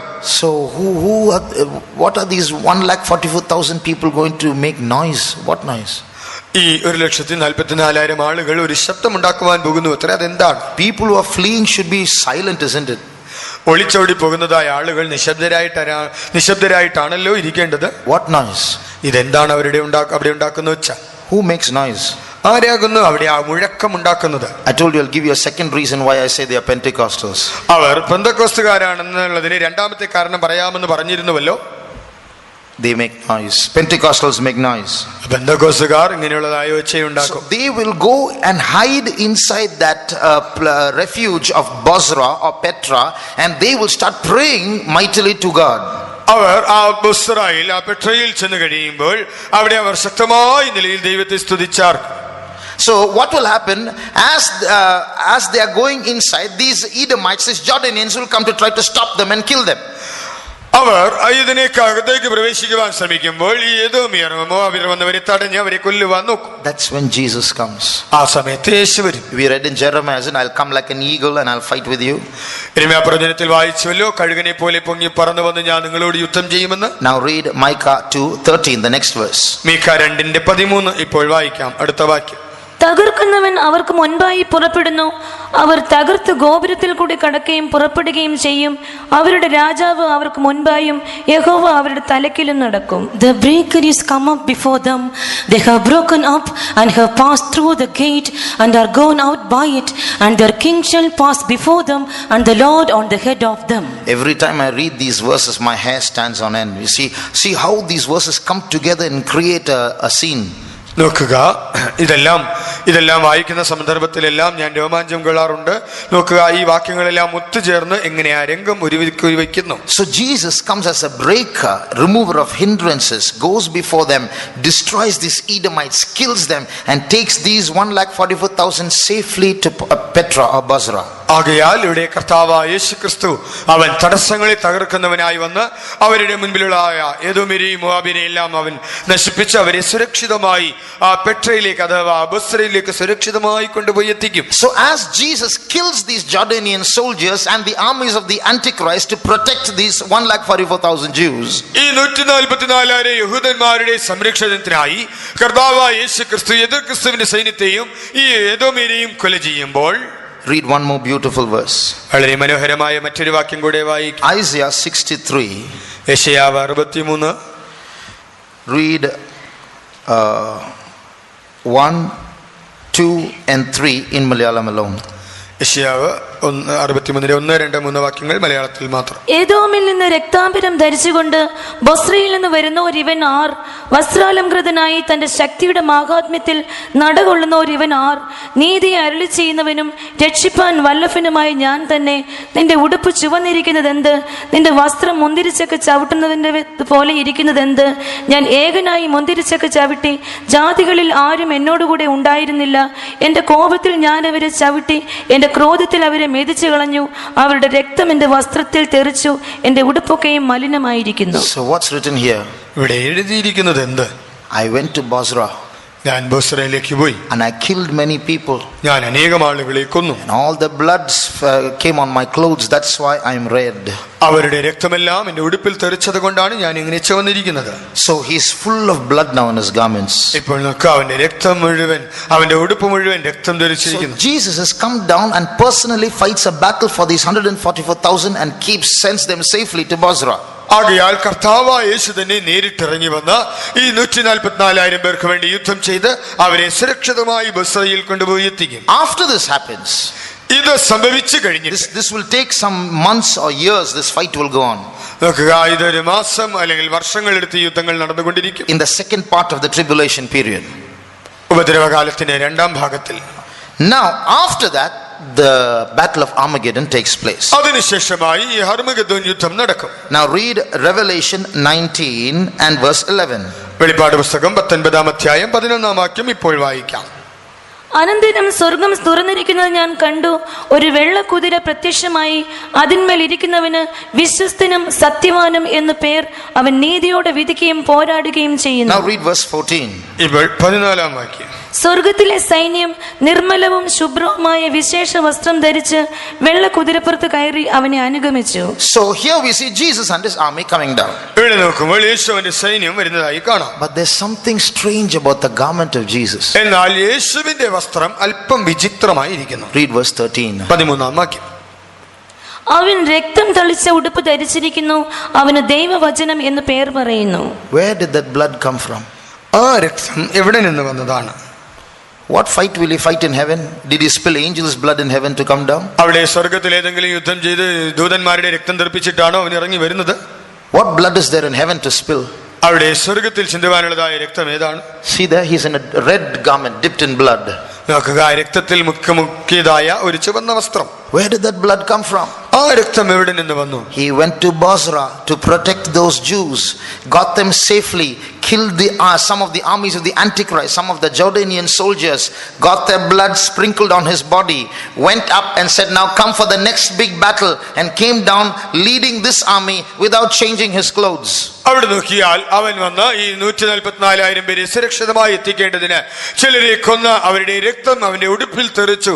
എന്നാൽ അവൻ വീണ്ടും സ്വർഗത്തിലേക്ക് പോയി ആ വസ്ത്രം മാറാതെ തന്നെ ആ വലിയ യുദ്ധത്തിനായി വരുവിൻ എന്ന് പറഞ്ഞുകൊണ്ട് തന്റെ സൈന്യത്തെയും കൂട്ടിക്കൊണ്ട് ഇറങ്ങി വരുന്നു. Without changing his clothes. തന്റെ വസ്ത്രം മാറുന്നില്ല. So here we see Jesus coming down to fight this final battle with blood on him. ആകയാൽ ഇവിടെ അന്തിമ യുദ്ധത്തിനായി തന്റെ വസ്ത്രത്തിൽ രക്തം ധരിച്ചവനായി യേശു ഇറങ്ങി വരുന്നു. After this battle is fought, ഈ യുദ്ധം ചെയ്ത് കഴിഞ്ഞതിന് ശേഷം many will die. We are going to see that tomorrow. അനേകർ മരിക്കും. നമുക്കത് നാളെ നോക്കാം. then what will happen? This whole land will be cleansed, the earth will be cleansed. സംഭവിക്കുന്നത് എന്തെന്നാൽ ഈ ഭൂമി മുഴുവനുമായി ശുദ്ധീകരിക്കപ്പെടും. Jesus will rule physically like he was here 2000 years ago for 3.5 years. He's going to be here for 1000 years physically. He's going to stay in Jerusalem.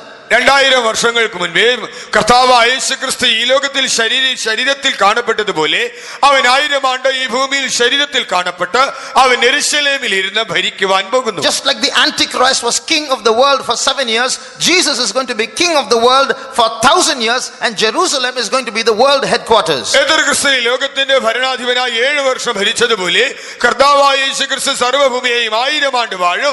യെരൂശലേം അവന്റെ തലസ്ഥാനമായിരിക്കും, ഭരണശിരാകേന്ദ്രമായി. At this time, these 144,000 who have been protected and sealed in Basra will now disperse throughout the whole world and go to various nations in this world and populate the earth.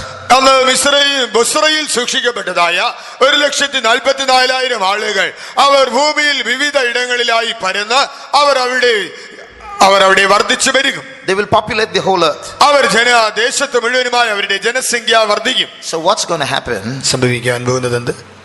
You and I, we are going to be the rulers, kings in that dominion. നിങ്ങളും ഞാനും ആ വാഴ്ചയിൽ, ആ ഭരണത്തിൽ ഞാനും നിങ്ങളും ഭരണാധികാരികളായിരിക്കും. So that army of Jesus Christ, ആകയാൽ യേശുവിന്റെ ആ സൈന്യം, lakhs and lakhs of them, അവർ ലക്ഷോപലക്ഷം ആളുകൾ.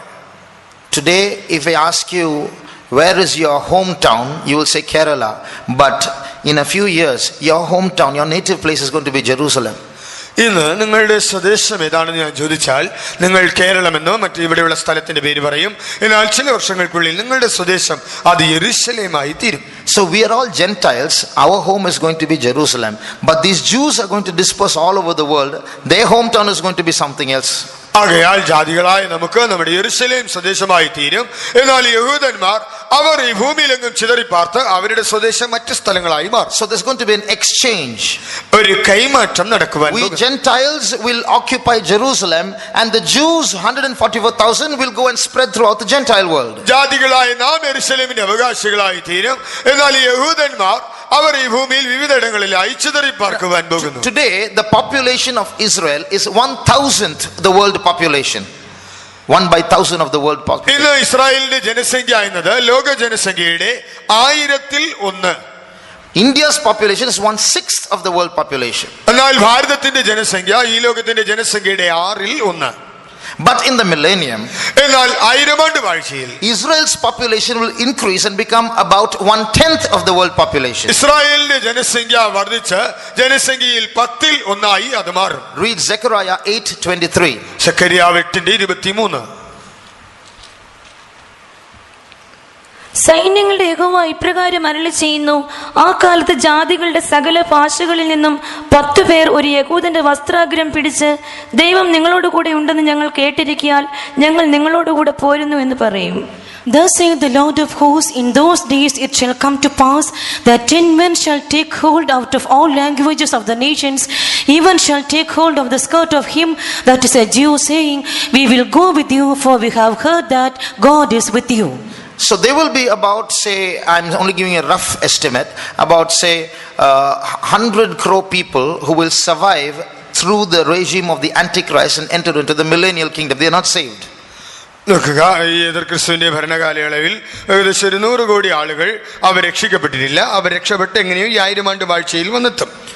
Through the Antichrist rule they will survive. എതിർക്രിസ്തുവിന്റെ ഭരണത്തിലുടനീളം അവർ രക്ഷപ്പെട്ടു നിൽക്കും. So they will also be in different parts of the world. അവരും ഈ ലോകത്തിന്റെ വിവിധ ഭാഗങ്ങളിൽ ഉണ്ടായിരിക്കും. 10 of them will hold the skirt of one Jew. There will be periods where everyone in the world has to go to Jerusalem, like all Muslims go to Mecca, like that. All people all over the world will have to go to Jerusalem for certain feast days. നോക്കുക, ഇന്ന് മിക്ക എല്ലാ മുസ്ലിങ്ങളും തന്നെ അവരുടെ ആഘോഷത്തിനായി മെക്കയിലേക്ക് പോകുന്നത് പോലെ അന്ന് എല്ലാവരും തന്നെ ആ ഉത്സവത്തിന്റെ നാളുകളിൽ യെരൂശലേമിലേക്ക് വരേണ്ടി വരും. Like that, in the millennial reign, Gentiles will hold one Jew and say, see, you know Jerusalem, you know Jesus, and you know the route, you know how to go there, so we want to come with you as we go for the festival. ആയിരമാണ്ട് വാഴ്ചയിൽ അപ്പോൾ ജാതികളായ 10 പേർ യഹൂദന്മാരുടെ വസ്ത്രത്തിന്റെ തൊങ്ങൽ പിടിച്ചുകൊണ്ട്, നിങ്ങൾക്ക് യെരൂശലേം അറിയാമല്ലോ, അവിടെയുള്ള വഴികൾ അറിയാം, യേശുവിനെ അറിയാം, ആകയാൽ ഞങ്ങളും ആ പെരുന്നാളിന് വരുവാൻ ഞങ്ങൾ നിങ്ങളോടുകൂടെ പോരട്ടെ. In Zechariah last chapter, don't read now, it says everyone should go every year to Jerusalem to worship God. If they don't go, in their area no rain will come. Zacharia പ്രവചനം 14-ാം അധ്യായത്തിൽ അത് വായിക്കണമെന്നില്ല. അവിടെ ഓരോരുത്തരും തന്നെ യെരൂശലേമിലേക്ക് ഉത്സവം ആചരിക്കുവാൻ പോയേ മതിയാകൂ. അങ്ങനെ പോകുന്നില്ല എങ്കിൽ അവർക്ക് മഴയുണ്ടാവുകയില്ല. And plagues will come in that area. ആ പ്രദേശത്ത് ബാധകൾ വരും. So these Jews, so this verse proves that the population of the world of the Jews is going to be 1/10 world population, because 10 Gentiles hold one Jew. ആകയാൽ ഇവിടെ 10 ജാതികൾ ഒരു യഹൂദന്റെ വസ്ത്രം പിടിക്കുമെന്ന് പറയുമ്പോൾ അന്നത്തെ യഹൂദന്മാരുടെ ജനസംഖ്യ 10-ൽ 1 എന്ന് കാണാം. For so many centuries, people have tried to wipe out Jews from into non-existence. എത്രയോ നൂറ്റാണ്ടുകളായി യഹൂദന്മാർ ഇനി നിലനിൽക്കാതെ വണ്ണം അവരെ മുற்றிലുമായി മുടിച്ചു കളയുവാൻ തക്കവണ്ണം എത്രയോ ആളുകൾ പ്രയത്നിച്ചു. Read one more verse and we'll conclude. ഒരു വാക്യം കൂടെ വായിച്ച് അവസാനിപ്പിക്കും. Psalm 83 83-ാം സങ്കീർത്തനം verse 4. 4-ാം വാക്യം. വരുവീൻ, ഇസ്രയേൽ ഒരു ജാതി ആയിരിക്കാതെ വണ്ണം നാം അവരെ മുടിച്ചു കളക, അവരുടെ പേർ ഇനി ആരും ഓർക്കരുത് എന്നവർ പറഞ്ഞു. They have said, come and let us cut them off from being a nation, that the name of Israel may be no more in remembrance. Throughout the centuries there have been enemies who have been trying to wipe out Israel's memory from the earth. എത്രയോ നൂറ്റാണ്ടുകളായി ഇസ്രായേലിന്റെ ഓർമ്മ തന്നെ ഭൂമിയിൽ നിന്ന് തുടച്ചു മാറ്റേണ്ടതിനായി പ്രവർത്തിച്ച ശത്രുക്കൾ ഉണ്ടായിരുന്നു. Hitler tried to do that. He killed 60 lakhs Jews, still they survived. Hitler അത് ചെയ്യുവാൻ ശ്രമിച്ചു. 60 ലക്ഷം യഹൂദന്മാരെ കൊന്നൊടുക്കി, എങ്കിലും അവരെ രക്ഷപ്പെട്ടു. Today Iran's President Ahmadinejad is saying the Israelites should be removed from the world map. ഇന്ന് ഇറാൻ പ്രസിഡന്റ് അഹമ്മദിനിജാദും പറയുന്നത് ഇസ്രായേലിനെ ഭൂപടത്തിൽ നിന്ന് തുടച്ചു മാറ്റിയേ തീരൂ. The Antichrist, when he comes, he's going to kill as many Jews as possible. എതിർ ക്രിസ്തു വരുമ്പോൾ തന്നാലാവുന്നിടത്തോളം യഹൂദന്മാരെ കൊന്നൊടുക്കും. But still they will survive, they will be preserved, and they will be populating the millennium. എങ്കിലും അവർ രക്ഷപ്പെടും, അവർ സൂക്ഷിക്കപ്പെടും, അവർ 1000 ആണ്ട് വാഴ്ചയിൽ ഭൂമിയിൽ വർദ്ധിച്ചു വരും. So the result of all that resistance against them is that they're going to be populating the earth more than ever before. ആകയാൽ അവർക്ക് വിരോധമായി ഉണ്ടാകുന്ന എല്ലാ എതിർപ്പുകളുടെയും പരിണിത ഫലം എന്തെന്നാൽ അവർ ഈ ഭൂമിയിൽ വർദ്ധിച്ചു പെരുകി ഭൂമിയെ നിറയ്ക്കും. Shall we close our eyes? ദയവായി കണ്ണുകളടയ്ക്കാം. See how God protects his people. ദൈവം തന്റെ ജനത്തെ സംരക്ഷിക്കുന്ന വിധത്തെ നോക്കുക. See how he is zealous about his people. തന്റെ ജനത്തെ കുറിച്ച് അവൻ എത്രത്തോളം എരിവുള്ളവൻ എന്ന് കാണുക. If he is so zealous about those Jews who are left behind, കൈവിടപ്പെടുന്ന യഹൂദന്മാരെ കുറിച്ച് അവൻ എത്രത്തോളം തീക്ഷ്ണതയുള്ളവനെങ്കിൽ, if he is so zealous about protecting the literal Jerusalem, അക്ഷരീക യഹൂദന്മാരെ കാക്കുന്നതിൽ അവൻ എത്രത്തോളം തീക്ഷ്ണതയുള്ളവനെങ്കിൽ, child of God, the Bible says you are the real Jew. ദൈവ പൈതലേ, Bible പറയുന്നത് നീയാണ് സാക്ഷാൽ യഹൂദൻ. And the Bible says you are the real Jerusalem. Bible പറയുന്നത് നീയാണ് യഥാർത്ഥ യെരൂശലേം. How much more zealous will God be in protecting you? അങ്ങനെയെങ്കിൽ നിന്നെ സംരക്ഷിക്കുന്നതിൽ ദൈവം എത്രയധികം എരിവുള്ളവനായിരിക്കും. Are you afraid of your enemy? നീ നിന്റെ ശത്രുവിനെ ഓർത്ത് പേടിക്കുന്നു? Are you afraid of your sickness? നിന്റെ രോഗത്തെ ചൊല്ലി Are ഭയപ്പെടുന്നു? you afraid of some human beings? ചില മനുഷ്യരെ ചൊല്ലി നീ വ്യാകുലപ്പെടുന്നു? Or are you afraid because some demons are troubling you? ചില പിശാചുകൾ നിന്നെ കലക്കുന്നെന്ന് ഓർത്ത് നീ Are you പേടിക്കുന്നു? afraid because someone is doing witchcraft against you? നിനക്ക് വിരോധമായി മന്ത്രവാദം ചെയ്യുന്നത് നീ പേടിക്കുന്നുവോ? Fear not. പേടിക്കേണ്ട. Not one hair will fall from your head without your God's permission. ദൈവത്തിന്റെ അനുവാദം കൂടാതെ നിന്റെ തലയിൽ ഒരു മുടി പോലും നിലത്ത് വീഴുകയില്ല. Today we are going to get an anointing. നാം ഒരു അഭിഷേകം പ്രാപിക്കുവാൻ പോകുന്നു. It's called the spirit of faith. അത് വിശ്വാസത്തിന്റെ ആത്മാവെന്ന് വിളിക്കപ്പെടുന്നു. Those who are afraid, pray for the spirit of faith. ഭയപ്പെടുന്നവർ വിശ്വാസത്തിന്റെ ആത്മാവിനായി പ്രാർത്ഥിക്കുവിൻ. Those of you who are afraid of the future, ഭാവിയെ ചൊല്ലി നിങ്ങളിൽ ഭയപ്പെടുന്നവർ, those who are afraid of the devil, പിശാചിനെ പേടിക്കുന്നവർ, those who have fear because of the trials you are going through, നിങ്ങൾ കടന്നു പോകുന്ന പരീക്ഷകൾ നിമിത്തം പേടിച്ചിരിക്കുന്നവർ, those who are afraid of some people who are troubling you, നിങ്ങളെ കലക്കുന്ന ചില ആളുകൾ നിമിത്തം പേടിച്ചിരിക്കുന്നവർ, and those who say I have some fear in me, I want that spirit of faith. അതെ, ഞാൻ പേടിച്ചിരിക്കുകയാൽ ആ വിശ്വാസത്തിന്റെ ആത്മാവ് വേണം എന്ന് പറയുന്നവർ, Put up your right hand. ദയവായി വലങ്കൈ ഉയർത്തുക. Today God is going to take away that spirit of fear. The Lord is going to fill you with that spirit of faith. Shadrach, Meshach and Abednego were not afraid of the fire. You are not going to be afraid of that fire. You have a God who is going to protect you. The breaker, the remover of hindrances is going before you. And no devil is going to stand in his way. If anyone tries to touch you, he that toucheth you toucheth the apple of mine eye, says the Lord. That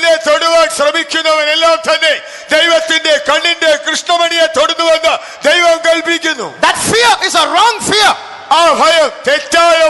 Do not fear. The Lord is on my side, of whom shall I be afraid?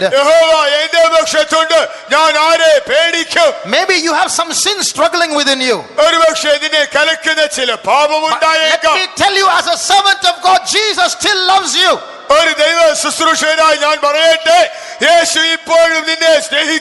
Maybe he is crying because of your sins. But he will never leave you or forsake you.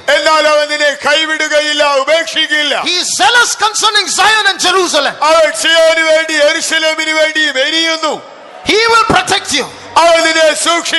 The anointing is coming down. The holy God is moving in our midst. The God who protects those 144,000 Jews is here to protect us also.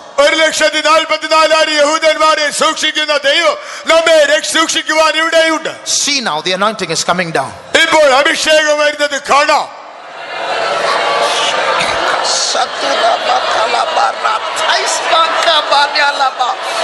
Nimankas mahantura masya mankarab diankala manraba hasantura.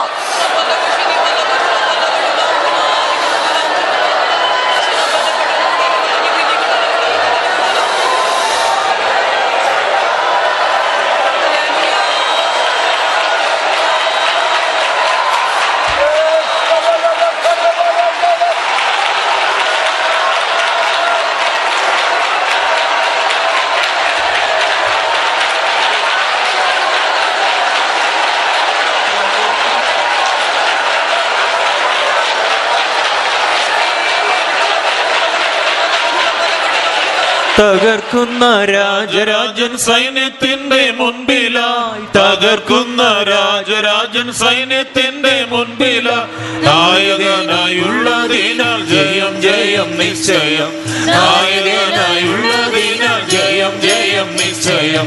തകർക്കുന്ന രാജരാജൻ സൈന്യത്തിന്റെ മുൻപിലായി, തകർക്കുന്ന രാജരാജൻ സൈന്യത്തിന്റെ മുൻപിലായി, നായകനായുള്ളതിനാൽ ജയം ജയം നിശ്ചയം, നായകനായുള്ളതിനാൽ ജയം ജയം നിശ്ചയം. തകർക്കുന്ന രാജരാജൻ സൈന്യത്തിന്റെ മുൻപിലായി, തകർക്കുന്ന രാജരാജൻ സൈന്യത്തിന്റെ മുൻപിലായി, നായകനായുള്ളതിനാൽ ജയം ജയം നിശ്ചയം, നായകനായുള്ളതിനാൽ ജയം ജയം നിശ്ചയം. തകർക്കുന്ന രാജരാജൻ സൈന്യത്തിന്റെ മുൻപിലായി, തകർക്കുന്ന രാജരാജൻ സൈന്യത്തിന്റെ മുൻപിലായി, നായകനായുള്ളതിനാൽ ജയം ജയം നിശ്ചയം, നായകനായുള്ളതിനാൽ ജയം ജയം നിശ്ചയം. തകർക്കുന്ന രാജരാജൻ സൈന്യത്തിന്റെ മുൻപിലായി, തകർക്കുന്ന രാജരാജൻ സൈന്യത്തിന്റെ മുൻപിലായി, നായകനായുള്ളതിനാൽ ജയം ജയം നിശ്ചയം, നായകനായുള്ളതിനാൽ ജയം ജയം നിശ്ചയം, നായകനായുള്ളതിനാൽ ജയം ജയം നിശ്ചയം, നായകനായുള്ളതിനാൽ ജയം ജയം നിശ്ചയം, നായകനായുള്ളതിനാൽ ജയം ജയം നിശ്ചയം.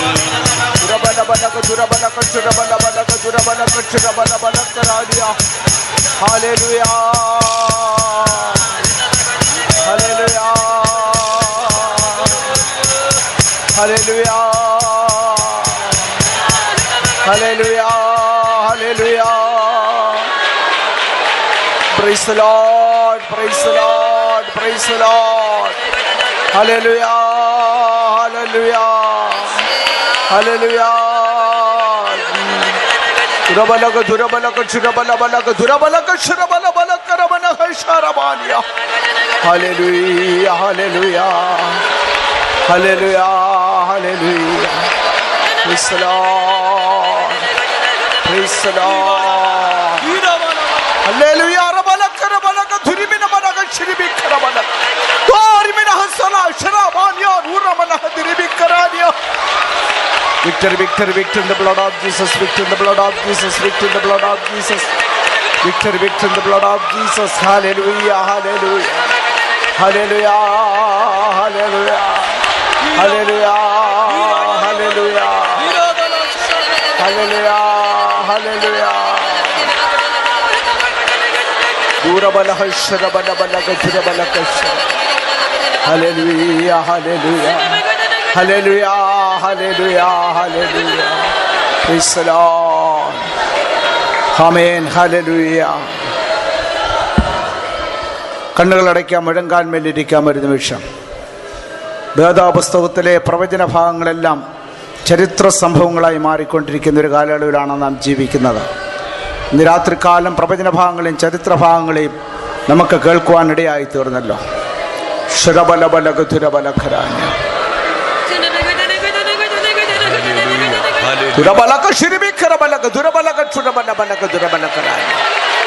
എല്ലാവരും ആത്മാവിനെ സന്തോഷിപ്പിൻ.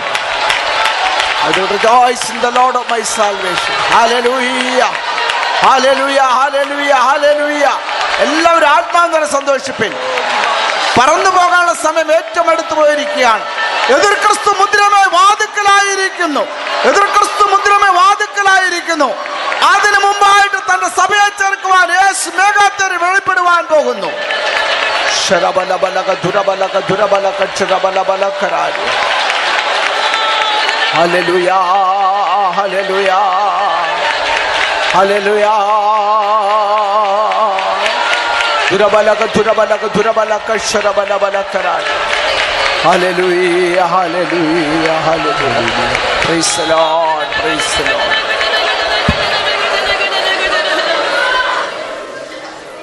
നമ്മുടെ വിശ്വാസം വർദ്ധിക്കട്ടെ. നൂറ്റാണ്ടുകൾക്ക് മുമ്പ് എഴുതിയൊരു ഭാഗമാണ് 83-ാം സങ്കീർത്തനത്തിൻ്റെ 4-ാം വാക്യം നാം വായിച്ചു കേട്ടത്. വരുവിൻ, ഇസ്രായേൽ ഒരു ജാതിയായി തീരാതെ വണ്ണം നാം അവനെ മുടിച്ചു കളക. 2520 വർഷക്കാലം രാജ്യം നഷ്ടപ്പെട്ട യഹൂദാജാതിക്കും രാജ്യം മടക്കി കിട്ടി. ഇപ്പോൾ നാം പേപ്പറിനകത്ത് വായിച്ചാണ് ഇറാൻ പ്രസിഡന്റ് പറഞ്ഞൊരു കാര്യം, വരുവിൻ, ഇസ്രായേൽ ജാതിയായി തീരാതെ വണ്ണം നാം അവനെ മുടിച്ചു കളക. ഇസ്രായേലിന് ഇറാൻ ഒരു താക്കീത് കൊടുത്തു. പൈലറ്റ് ഇല്ലാതെ പറക്കുന്ന പ്ലെയിൻ്റെ അഭ്യാസവും അതോടൊപ്പം തന്നെ ഇസ്രായേലിനെ ഭൂമിയുടെ മുഖത്തു നിന്ന് തുടച്ചു മാറ്റുള്ള മിസൈലുകളും അവൻ സംഘടിപ്പിച്ചു കഴിഞ്ഞു. ഇസ്രായേലിനൊരു താക്കീത്. അമേരിക്കയും ഇസ്രായേലും കൂടെ ചേർന്ന് നാം പേപ്പറിനകത്ത് വായിച്ചതാണ്. ജർമ്മനിൽ നിന്ന് ഡോൾഫിൻ എന്ന് പറഞ്ഞ അന്തർവാഹിനി കപ്പൽ വാങ്ങിച്ചിരിക്കുകയാണ് ഇറാനെ അടിക്കുവാൻ.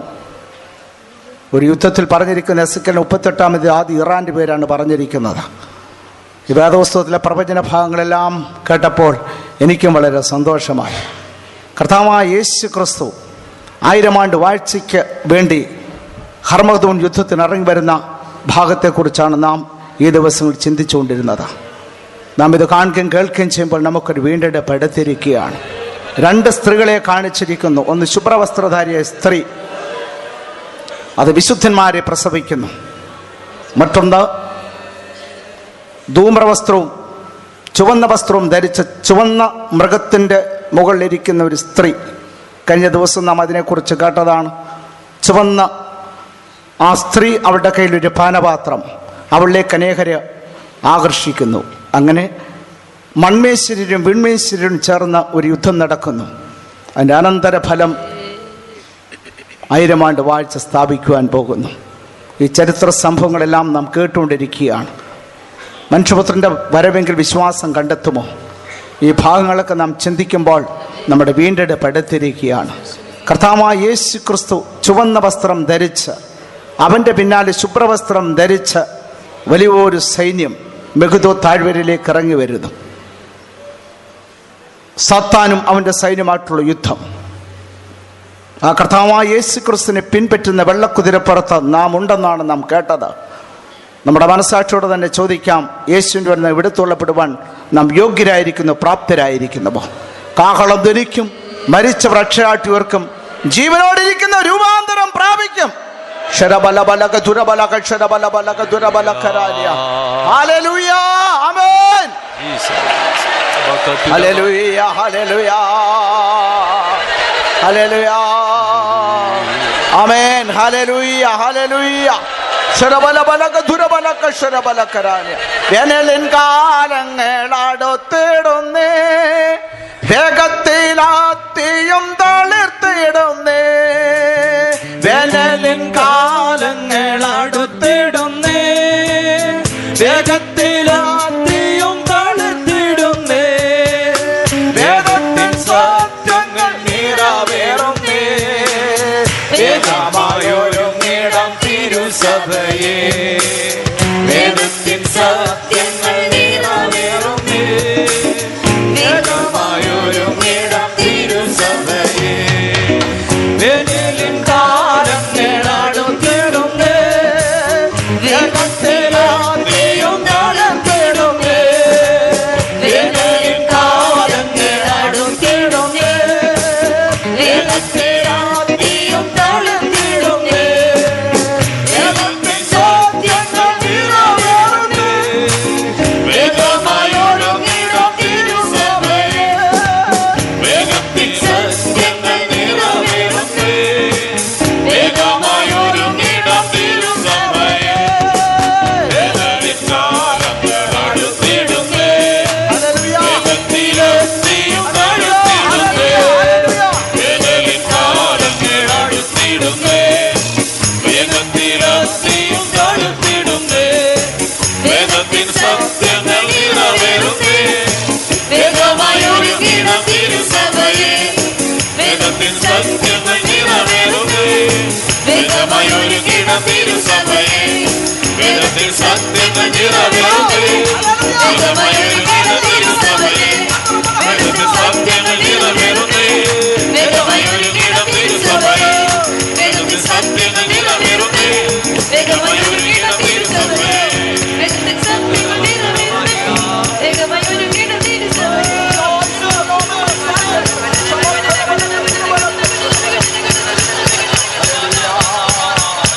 Hallelujah. Hallelujah. Hallelujah. Hallelujah. Hallelujah. Praise the Lord. Praise the Lord. Durabalabalaka durabalaha galafina hasarafisa lafishraban. Ahula durabalaka rahaisharabana arisalahai shibidi. Hallelujah. Hallelujah. Hallelujah. Hallelujah. Hallelujah. Hallelujah. Hallelujah. Hallelujah. Praise the Lord. Praise the Lord. Amen. Jesus. Praise the Lord.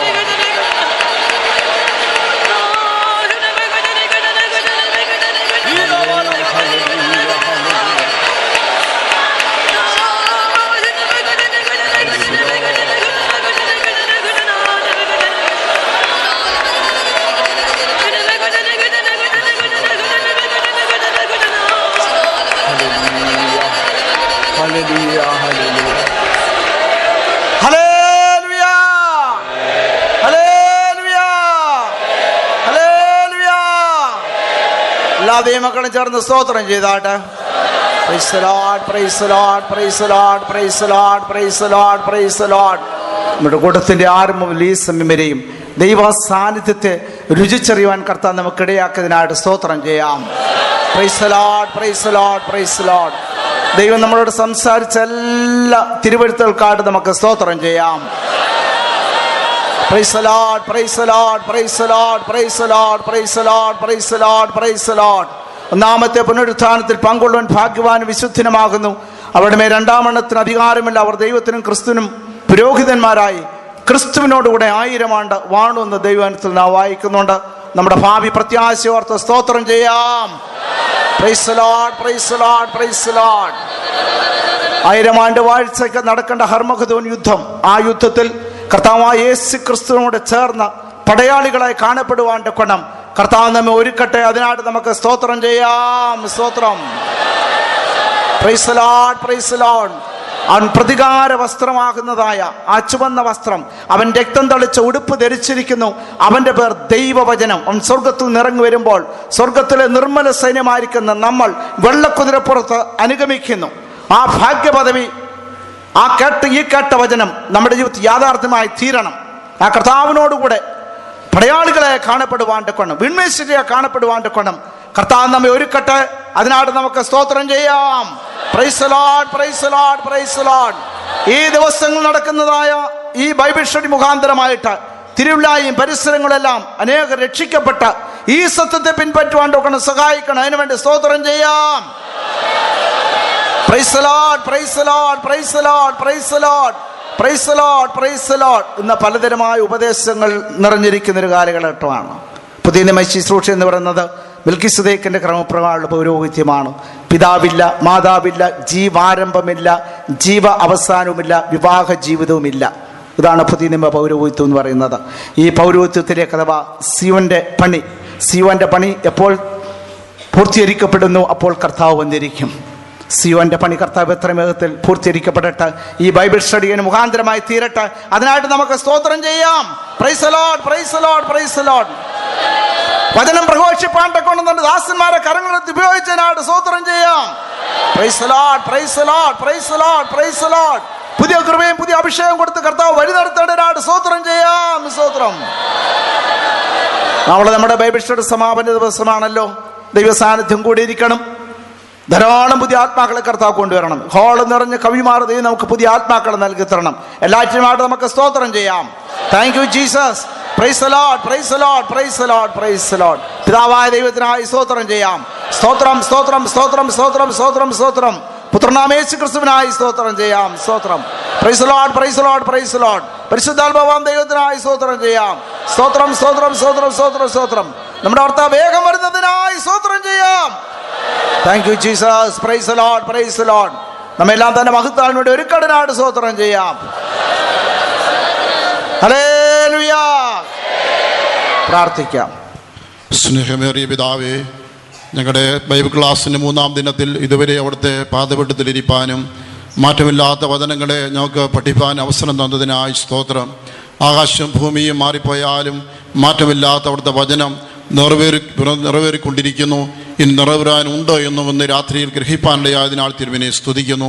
അവിടുത്തെ നശിച്ചു പോകാത്ത ആ രാജ്യത്വത്തിൽ ഒരു പങ്കാളിയായി ഭരണാധികാരിയായി കാണപ്പെടുവാൻ ഞങ്ങളെ ഒരുക്കേണ്ടതിന് ഈ വചനങ്ങൾ മുഖാന്തരമാക്കണമേ കർത്താവേ. സ്തോത്രം. അവിടുന്ന് രാജാവായി വെളിപ്പെടുന്നതായ നാളിൽ അങ്ങയോടത്ത് മുഴു ലോകത്തെയും ഭരിക്കുന്ന വിശുദ്ധന്മാരുടെ ഗണത്തിലായിരിക്കാൻ ഈ വചനം കേട്ട ഏവരെയും ഒരുക്കേണ്ടതിനായി ദൈവത്തോട് യാചിക്കുന്നു. ഈ ലോകം പാപത്തിലും തിന്മയിലും ദുഷ്ടതയിലും മുഴുകിപ്പോകുന്നുണ്ട്. പിശാച് ശക്തിയോടെ പ്രവർത്തിക്കുന്നുണ്ട് എന്ന് വരികിലും ഞങ്ങളുടെ കർത്താവ് യേശു ക്രിസ്തു ഈ മുഴു ലോകത്തെയും ഭരിക്കുന്നൊരു ദിവസം വരുന്നല്ലോ. അന്ന് അവിടുത്തെ നാമം ഏകനാമമാകുമല്ലോ. എല്ലാ സകല അന്യനാമങ്ങളും എല്ലാ പൈശാചി ശക്തികളും ഈ ദേശത്തു നിന്ന് ഈ രാജ്യത്തും ദൂരീകരിക്കപ്പെട്ട് അങ്ങയുടെ നാമത്തെ മാത്രം വിളിച്ചപേക്ഷിക്കുന്ന ഒരു നാൾ വരുന്നതിനാണ് ഞങ്ങൾ സന്തോഷിക്കുന്ന കർത്താവേ. സ്തോത്രം. ഇന്ന് ഈ വചനം കേട്ടവരായ ആരെങ്കിലും ക്രിസ്തു രക്ഷിതാവായി സ്വീകരിച്ചിട്ട് അവർ രക്ഷിതാവായി സ്വീകരിക്കട്ടെ. അങ്ങേ രാജാവായി അംഗീകരിക്കട്ടെ. ദൈവമായി അംഗീകരിക്കട്ടെ. എല്ലാറ്റിനുപരിയായി അങ്ങേ മണവാളനായി അംഗീകരിപ്പാൻ തക്കൊണ്ട് ഒരുക്കേണ്ടതിന് വേണ്ടി കൂടെ പ്രാർത്ഥിക്കുന്നു.